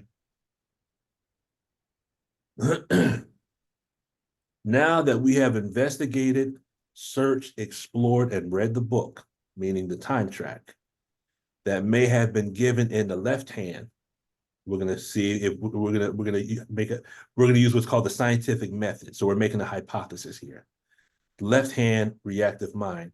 We can now mitigate or reduce the effect of the painful injuries and emotions and give them their book, their time track back to them in their right hand, meaning refiled in standard memory without the pain. Does that make sense? Mm-hmm. Yes, sir. Brother Lukman, you better stop, brother. All praise is due to Allah. So we're looking at the left hand and we're looking at the right hand as it's explained to us in the Holy Quran, but we want to try to understand it through the language of the text. So what is the significance of the right hand? And what is the significance of the left hand from the perspective of the Holy Quran? And can we marry the supreme wisdom with the supreme technology? So now we start here, it says right hand and left hand. Now,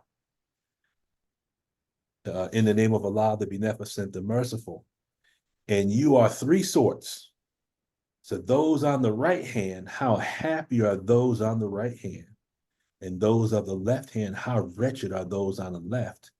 And the foremost are the foremost. These are drawn nigh to Allah. That's Surah 56, ayat 7 through 11. So there's three levels here. Isn't there three levels to the tone scale? Kind of, you can divide it into three parts. Y'all with me? I hadn't gotten that far, Brother Lukman. Okay. The three parts? So now, so this real quick. So if you're 2.0 and below, that's where the engrams click on, right? Yes. Okay, so we have heaven and hell. That would be hell, right? Yes. Okay, so now you have another state above that as you're going towards clear, correct? Yes. Okay. So three sorts and three levels. So is it possible those on the right hand are the clear? Now, why would you say that, Brother Lukman? In the Holy Quran, it talks about you'll get all those except my purified ones, correct? Yes. Okay. Now, the word purified if you go and clear the word in Arabic, is khalasa, and the word khalasa means to be made clear. Okay. So the Arabic word and the term in the tech are exactly the same word. Okay. If you remember back when Brother Robin was dropping the science about student enrollment, who was the original man, the Asiatic black man, the maker, the owner, the cream of the planet Earth, God of the universe, right? Mhm. And we're talking about that as like a cycle of action. Cream of the planet Earth, the word cream in Arabic is safwa, Safwa. And the word safwa in Arabic means to be made clear. Y'all with me? Yes, sir. So he's the maker. And the way Brother Robin explained it, the original man is the Asiatic black man. That describes his messed body. And then we look at he's the maker, he's the owner.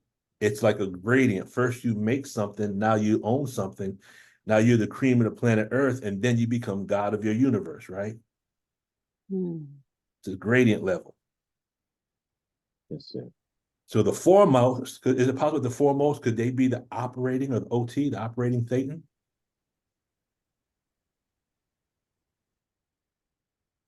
Is it possible? Yes, sir. Yes, Because the sir. foremost, they're above the right. They're further up than the Okay. right hand. Now watch this. If you look at the word foremost, foremost is out, it comes from the Arabic word sabika, which means to go get, to be ahead, to turn spontaneously and instinctively without knowing why. How many of us latched onto the tech? It was just something that we knew instinctively. We didn't know. Now, I'm not saying we from the standpoint that I'm of the foremost. I'm not saying that. Okay. I'm just saying that some of us, when we heard the tech, when we heard the minister, we jumped right on it. We couldn't explain why, but it was something that resonated in us, correct? Yes, sir. Yes, sir. Okay. I'm not trying to say that we are of the foremost. I'm just saying that this is the three sorts, and this is when we clear the words, this is what we find. We hope to be in the first two, right? We hope to be in the first two. Either the right hand or the foremost. Oh, sir. yes, sir. Okay. Yes, sir. We don't want to be on the left hand. No, sir. That's the aberrated. Okay.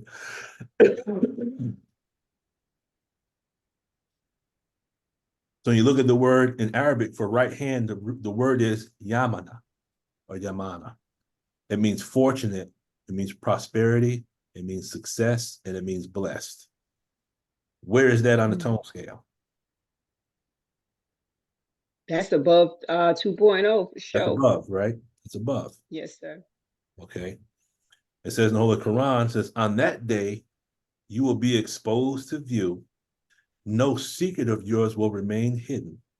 Then as for him who was given his book in his right hand, he will say, lo, read my book. Surely I knew that I would meet my account. So he will be in a life of bliss in a lofty garden. Its fruits are near. Eat and drink pleasantly for that which you sent on before in bygone days.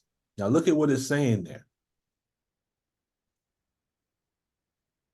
So now on that day, you'll be exposed to view. Well, isn't that auditing? Yes, sir. Yes, sir. Okay. No secret of yours will remain hidden. I mean, you got rid of your overts, right? Right. Yes, sir. So if all the stuff is gone, wouldn't you be clear? Yes, sir. Okay. So now you receive a life of bliss. That means gratified, content, and agreement. Well, now we're talking about ARC, correct? Yes, sir. Okay. Lofty gardens. We could say that that's high up on the tone scale, right? Right. Okay. Yes, sir. Okay. Because remember, the word garden in Arabic is Jannah, and Jannah also means exhilaration. Isn't that one of the descriptions on the tone scale? Exhilaration or enthusiasm? Yes, sir. Enthusiasm. Yes, sir. Okay. Then it says there's a connection between cause over our mind and success. So is it possible that those who receive their book in their right hand are those that have received their processing to remove the secrets that were hidden, but no secret of yours will remain hidden? Is it possible? Is all I'm saying. Yes, sir. Okay. As for him who was given his book in his left hand, he will say, "Oh, would that my book had not been given to me, and I had not known what my account was. Oh, would that death had made an end of me. My wealth has not availed me." See, wealth can't counteract an aberrated mind, correct? Right. That's right. Okay.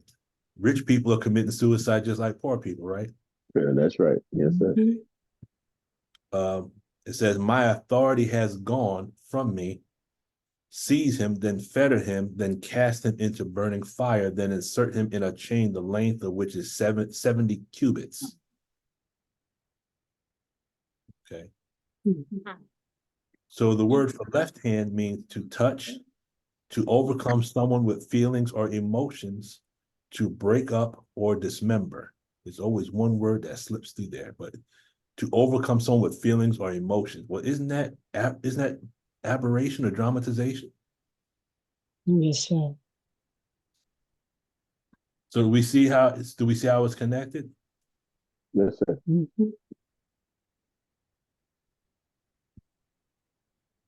So we are all given books. We may be able to determine if the books are given in the right hand or the left hand. Does that make sense? Yes, sir. Okay. And this is something that came up, and this is just how it works sometimes. Allah disguised the spirit. I said, Surah 96, it says, "Allah teaches man by the pen what man knew not." This ayat from the Holy Quran came to mind. Where it talks about the right hand of Musa or Moses. And it says, insert, it's out the way here. It says, "Insert thy hand into thy bosom. It will come forth white without evil and remain calm in fear. These two are two arguments from thy Lord to Pharaoh and his chiefs. Surely they are a transgressing people," correct? Yes, sir. I looked at the statement, "Insert thy hand," and I said to myself, I said, okay, I believe there's something that's here. And this is where it started to guide. The word insert means to enter upon a course. It means to pass through the eye of a needle. It means to clean or clear. Does that make sense? Okay. So insert your hand. The hand represents power, control, and influence, yes? Okay. Okay. So then when you look at, so we take these two words and put them together, enter into a course by your own power, by your own control, and by your own influence. Okay. In thy bosom, the Arabic word is jaib, which means heart, which is the emotional nature, correct? Yes, sir. Okay. Yes, sir. Okay. So you're using your own power and influence to enter into a course to clean up or clear your own emotional nature. Does that make sense? Yes, sir. Okay. It said it'll come forth white without evil. So it will come forth, meaning what? To educate, to bring up, or to recover. So when you get on your course, based on your own control and your own influence, that you're going into your own emotional nature, what are you doing? You're going up, you're being brought up, you're recovering your attention units, you're being educated, correct? Yes, sir. Yes, sir. And then white in Arabic, the Arabic word is bada, which means to be blameless or clean. And clean also means clear, correct? Yes, sir. Yes, sir.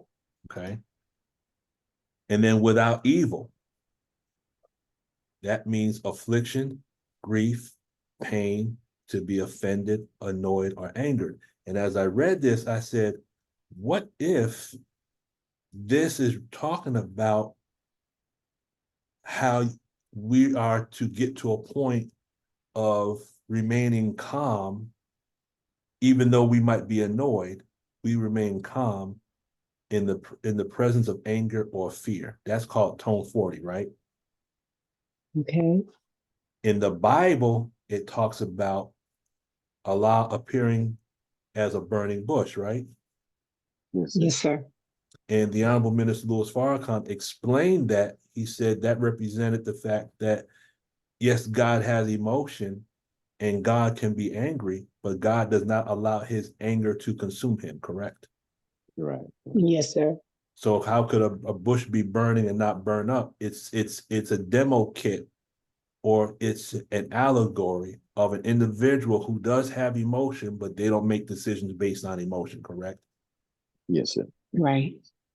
So I was looking at this statement to educate oneself, for one to enter into their own heart and mind and remove from themselves their own grief, pain, etc. Sounds like self-auditing, doesn't it? Yes, sir. Well, isn't that what Brother Abdul Malik Saeed, he does the self-auditing? Y'all know what I'm talking about? Yes, sir. Okay. When you get to a certain level, you can now begin to audit yourself. Okay. And then running him from among us. Allah says in the Holy Quran, by those scattering broadcasts and those bearing the load and those running easily. I was looking at that. So those running easily, I'm like, does that represent a wide open case? Because you have a wide open case and then you have an included case, right? Yes, sir. Some cases run easily. Those are called wide open cases. So we're running him from us. It's kind of the same way, we ran Yaqub and his maid devil from the root of civilization, Right. correct? Yes, sir. That word running, it comes up again, from the root of civilization, okay?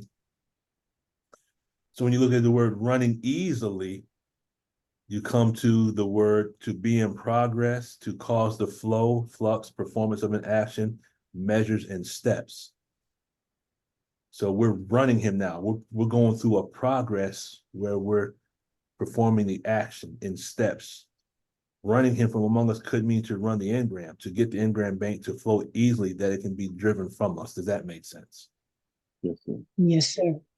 Okay. So the engram is a socialist. What do you mean by that? How can an engram be a socialist? A socialist means what? Socialist means to advocate a society of men or groups of men for one common cause, correct? Yes, sir. Yes, sir. Okay, so we're talking about a society of men or groups of men for one common cause. Isn't the engram a composite of valences, which means it is a group of personalities? Yes, sir. Okay. So the engram is a group of men, or we could say chains, okay? In view of the fact that a personal dynamic cannot exist, and in view of the fact that all auditing is the third dynamic, and that an individual, as we see him, a man, is actually a composite and is not a first dynamic, but a third dynamic. Well, what does that mean? When a person is being audited, are we auditing on the first dynamic, or are we auditing a third dynamic?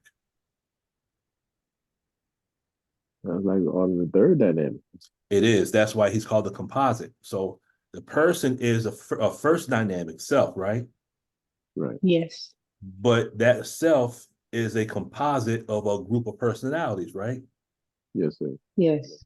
My name is Legion, singular, because we are many, yes? So Legion is an individual, but he's telling you he's an individual, but he's composed of many individuals, yes? Yes, sir. Yes, sir. Okay. The engram and the engram bank is a composite of valences and circuits, and the combined energy of the valences make up the engram bank of the reactive mind. Does that make sense? Yes, sir. Okay. So internally, we have a society of men, meaning the valences in the engram, or groups of men. Those are called, we can call those the chains, right? Yes, sir. That work for the common cause of maintaining our aberration, yes? Yes, sir. Socialist means a society of men or groups of men for one common cause. All of the valences that we have in our engram bank have one common cause, and that's to keep us illiterate. That keeps us ignorant or keeps us aberrated, correct? Yes, sir. So what is equality in the tech? And this is where we start to land this plane. So equality means to be equal in everything. Now, what does that sound like in Dianetics? To be clear? Remember, we're talking about the engram. Okay. Oh, A equals A equals A equals A. There you go, Sister Tina. Yes, ma'am. You get a gold star. Okay. So the utter irrationality of an engram, the ultimate in irrationality, that everything equals everything else in the engram, and that these are equal to things in the exterior environment, which are only vaguely similar, is a feat of idiocy, which any sentient man might be expected to overlook as a thought process.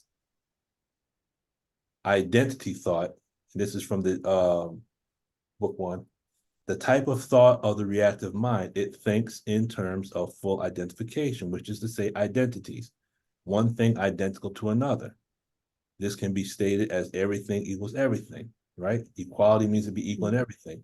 That's a quality of the reactive mind, yes? Yes, sir. Okay. So quick summary. Why does the devil, the reactive mind, keep our people, the auditors and the pre-clears, apart from his social equality, the content of the engram bank? Does that make sense? Can you see how those are connected? Yes. Okay. Okay. Because he, the reactive mind, doesn't want us to know, make contact with how filthy he is, which is the ARC breaks and enforced ARC, right? And all his affairs, meaning all the conditions, all the events, and all the circumstances contained in the incidents. He is afraid because when we learn about him, meaning when we identify the hidden incidents on the time track, we will run him, meaning run the incident, from among us, meaning remove the charge and refile in standard memory. So socialist means to advocate, means to protect. The reactive mind is trying to protect a society of men, the engram, or groups of men, the chains, for one common cause, which is our aberration. Equality means to be equal in everything. That's A equals A equals A. So does that all kind of make sense? Yes, sir, it does. That one lesson from Lost Found Muslim lesson number 1, question number 8, and draw parallels between our lessons and the tech of Dianetics, so we can actually start to use our lessons as a way to understand our thinking. Yes, sir. Using the law of substitution. There you go, Sister Tina, using the law of substitution, because why? God is a scientist and he speaks in the language of formulae. Yes, sir. Okay.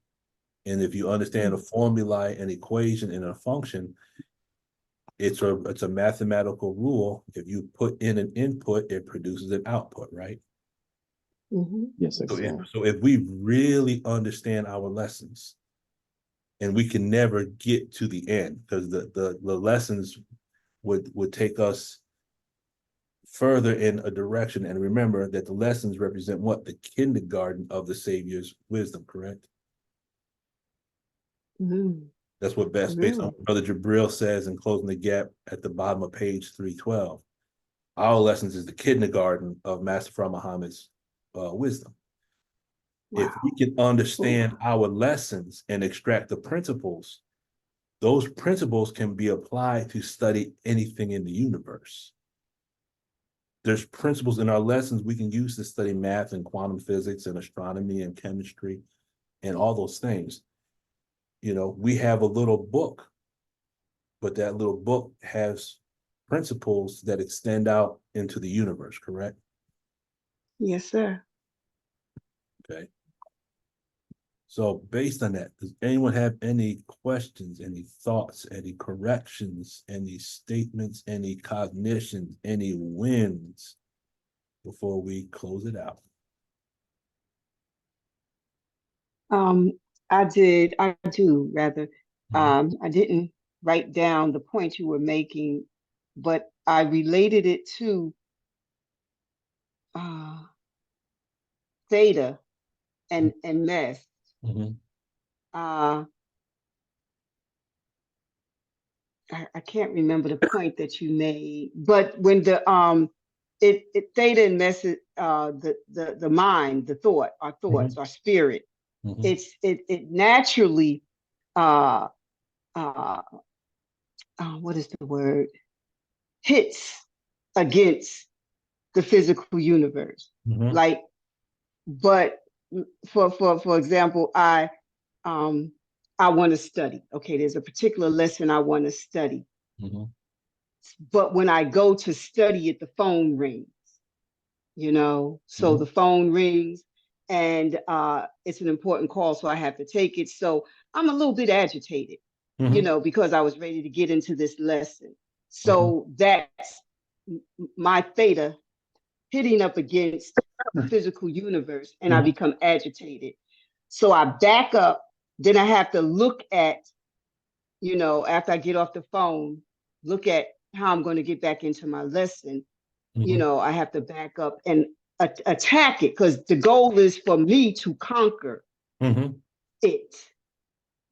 So it was something that you said in this that made me relate it to theta and mess, but I cannot remember. I should have written it down. The one thing L. Ron Hubbard says is, he says this life is a game, basically. If you change your viewpoint and you look at life as a game, and this is something I'm trying to do, and I had wrote this down many, many years ago. And for those who don't play video games, might not be able to understand this, but everyone, if I was to say Uno, spades, and chess, I might be able to cover everyone in the room, right? Okay. Yes, sir. We For play sure. at least one of those three, right? Right. Yes, Okay. sir. Or two. So now you At just least so one. now you just now you're playing spades, and the team you just played against just ran a Boston on you, right? Do you get upset and throw the cards out and say, I ain't playing no more? Or do you say, okay, let's just get this next hand going and let's see what happens, right? Yes, sir. Yes, sir. I don't say that. Or if you So play so Uno, throwing go ahead. no, I was just gonna say, so throwing the cards down and saying, that's when the theta becomes interpolated. Well, not only that, but if we just had the same mindset in playing the game, meaning, okay, I lose this one, shuffle the cards and let's deal another hand, meaning, okay, I lost that game, let's start another one. Right. Meaning, if we look at life as a game, let's say we failed doing something. Okay, so let's say we postulated we want to do something within the next week. Okay, we don't complete it by the end of the week. Do we just say, oh, the hell with it, I ain't doing it? Or just say, you know what, let me give myself a couple more days to get it done? Right. What days to get it done? Yeah, Meaning, step back and look at it again and how just we're going to that. attack it differently. Exactly. So if you look at life as a game, then if we don't win at a certain point, let's just start over. Let's go That's back right. to the beginning, go over it again and pick up whatever. Let me calculate how did I not get this right? Right. And let me pinpoint where I made my mistakes, but I'm going to accomplish that goal. That's right. Okay. So if we had the faith of a baby, okay, baby's learning how to walk. Baby falls off the couch, starts crying. Does the baby say, you know what, I'm just not going to try to walk anymore? Or does the baby keep walking? That's right. How many times does the baby fall, bang their hand, bang their head, they cry, but what happens? Get right back up and they get right back in, they get back in trouble again. But And I've run into cases where a baby would fall and I would pick the baby up, because the baby's crying and the baby want to get out of my arms and just try it again. The baby don't want to be hugged. That baby wanted to get down back on that floor and start Right. trying it again. So what if we had the faith of a baby? How much could we accomplish? Come on, Brother Lukman. We lost our faith. Mhm. We call ourselves Muslims. The babies have more faith than we have. That's right. Go ahead, Sister Denise.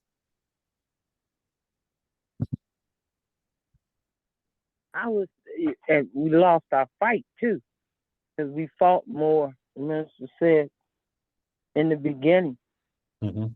when we were considered as nothing, sperm. Mhm. We fought more, we fought harder. Mhm. And so what I got out of this was something can always relate to something else. Mhm. Like I love the way when the minister explains what the Bible verses or lessons about the lost sheep and different things mean, you know, when he give us the meaning of them. Mhm. And when you come with what Ron L. Hubbard says, which, you know, I don't know all that he said, but when you say what he says, I can see how Brother Bettine, may Allah be pleased with him, and you, when you all were on that journey of marrying the supreme wisdom into the Dianetics, I can see how that is merging. You know, each time that I'm on a call and I listen to what each person is saying, you know, it helped me to know that things can relate to other things. Mhm. And we may not know that it can. That's why when I heard you and Brother Bettine, I said, where you all been? You know, I've been trying to understand this Dianetic book, and I know it's interesting, and it's a tool. Mhm. Oh, and that's what I thought about. We have tools in our box, but everybody don't use the hammer. Mhm. Some people may use the drill, Mhm. you know, but this is another tool in our box that we can use. So that's what I got out of this. Thank you, beloved. Thank you, Sister Denise. Anyone else? Not, we will go ahead and close it out. Yes, ma'am, Sister Denise. I found it to be a screwdriver. This technology to help tighten up stuff, and to be oil, to help oil those rusty locks. You know, to help me understand the teachings of myself better. Yes, ma'am. Praise due to Allah. Sister Tina, I love your metaphors. Praise be to Allah. Yes, ma'am. Thank you. The game of life. Okay, so thank you, Sister Peggy, for that. Game of life. Oh, I'm just speaking of Sister Peggy. I saw Atlas. I watched it, Mhm. and I watched it, and um one of the things that I saw in there regarding the teachings is that they said that the robots were they said that the human race, was just messing things up. So they were going to destroy everybody by in words, cutting a short in the atmosphere. And I said, wow, where'd they get that from? Because that's how Allah, is going to destroy, America, by cutting the short in the atmosphere. Yeah, So yeah, so mhm. Marlon thought he was the new Khalifa. Yes, ma'am. So Say Yeah, that again. the new Khalifa. He thought he was the new Khalifa. He's gonna be the one that's gonna watch out for the world. And he was just gonna destroy humanity. But I don't understand that if you're supposed to be so highly intelligent, you would find ways of dealing with those things instead of just having to kill somebody. well, that's what's going to happen, though. A short is going to be cut in the atmosphere in fall of America. It's going to be a fire. It's going to be 1,000 years before we can come back and inhabit the earth. Well, not the earth, but America, this part of it. But yeah, so it's good. It's gonna have. They're gonna have to go. The one thing I caught in that What was one thing about his appearance that stood out? His eyes. And there's a verse in the Holy Quran that talks about the blue-eyed ones, the guilty blue-eyed. Well, yeah, see, that's another thing about that movie. It does have a lot of it does have some stereotypes. Mm-hmm. Like the inscrutable Asian, they were house bots, he and Casca Vix, and they were just house bots. And then Harlan was the one that overrode his program. Mm-hmm. And then the other one was, his follower. But yeah, it was a little out there. Mm-hmm. Yeah. I watched it at I had overtime this past Friday, so it was kind of quiet. So we sat and watched that at the firehouse. Mm. So Brother Jamie, what do you think, brother? Well, Brother Lukman, you are definitely on to something here. I thoroughly enjoyed it. Just seeing you draw the parallels and weaving the fabric between the supreme wisdom and the tech. I really got to get back on my study. I've studied most of the basic books and lectures, but I took a new position at work about 1.5 years ago, and I've just been stagnant. So I will. I'm eager to get back on my study now, so I can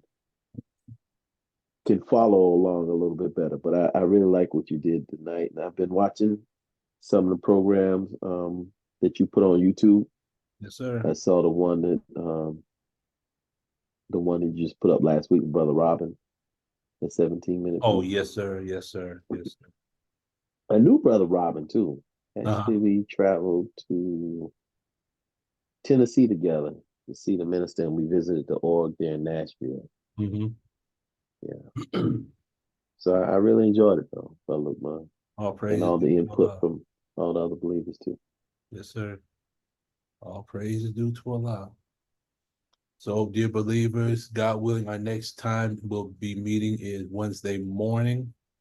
At this time, I'm looking to connect.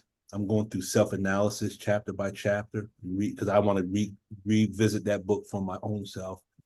But I'm going back through self-analysis, God willing, chapter by chapter, and connecting the chapters of that book with our supreme wisdom. So that will be coming out soon, God willing.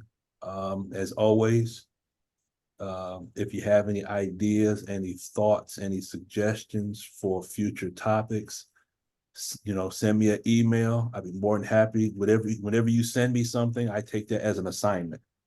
And I study in order to see what Allah has given you, perhaps to give to me, and then how we all just kind of go up the tone scale together.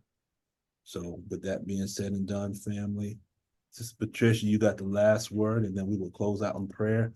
Just so you know, Brother Jamie, there is another Zoom meeting that's being held right now, Closing the Gap. I don't know if you're familiar with them. Does anyone have that link handy?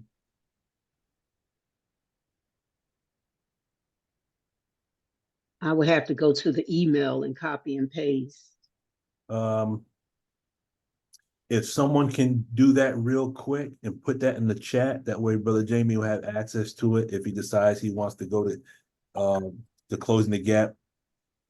Basically what we do, Brother Jamie, is each group supports the other group. So yes, sir. We finish here, then we zip over there and we zing and zip, but we show love to one another by supporting one another's groups. So there's the link. Okay. There you go. Praise So God. if you don't have the link, I just have the number. That's all I use. Okay. So that's in the chat. Go But ahead, it's already in the chat. Okay. Thank you. Sister Patricia, you got the last word, and we'll close it out. I just wanted to verify, you sent out an email about the new email. Is that? If you send it to either or, that's fine. I'm trying to get all of the emails from the group into one area, because my other email, I get so many doggone emails that some messages kind of fall through the cracks. So if you can send it Give me 1 second. I got it. I sent something just to double check what it was about, but Okay, I do have the email. I just want to make sure that I utilize it the proper way. yeah, either or is fine until I finalize that transition. But it's just gonna make things easier so that I have one email that's just dedicated to this, right, to what we're doing right here. Yes, sir. Okay, thank you. All right, so let us go ahead and close out in prayer. Attention prayer. I seek refuge in Allah from the accursed Satan. In the name of Allah, the Beneficent, the Merciful, all praise is due to Allah, Lord of the worlds, the Beneficent, the Most Merciful, Master of the day of judgment in which we now live. Thee alone do we serve, thine aid do we seek. Please, Allah, guide us on the straight path, the path upon whom thou hast bestowed favors, not the path upon whom thy wrath is brought down, nor of those who go astray if they have heard thy teaching. Ameen. Ameen. All right, family. Inshallah, we'll see each other on Wednesday. May Allah continue to bless us. Keep up your studying. If you have any questions, feel free to reach out, send an email, and I'll be more than happy to do what I can to assist. Assalamu alaikum. Walaikum Wa salam. alaikum salam.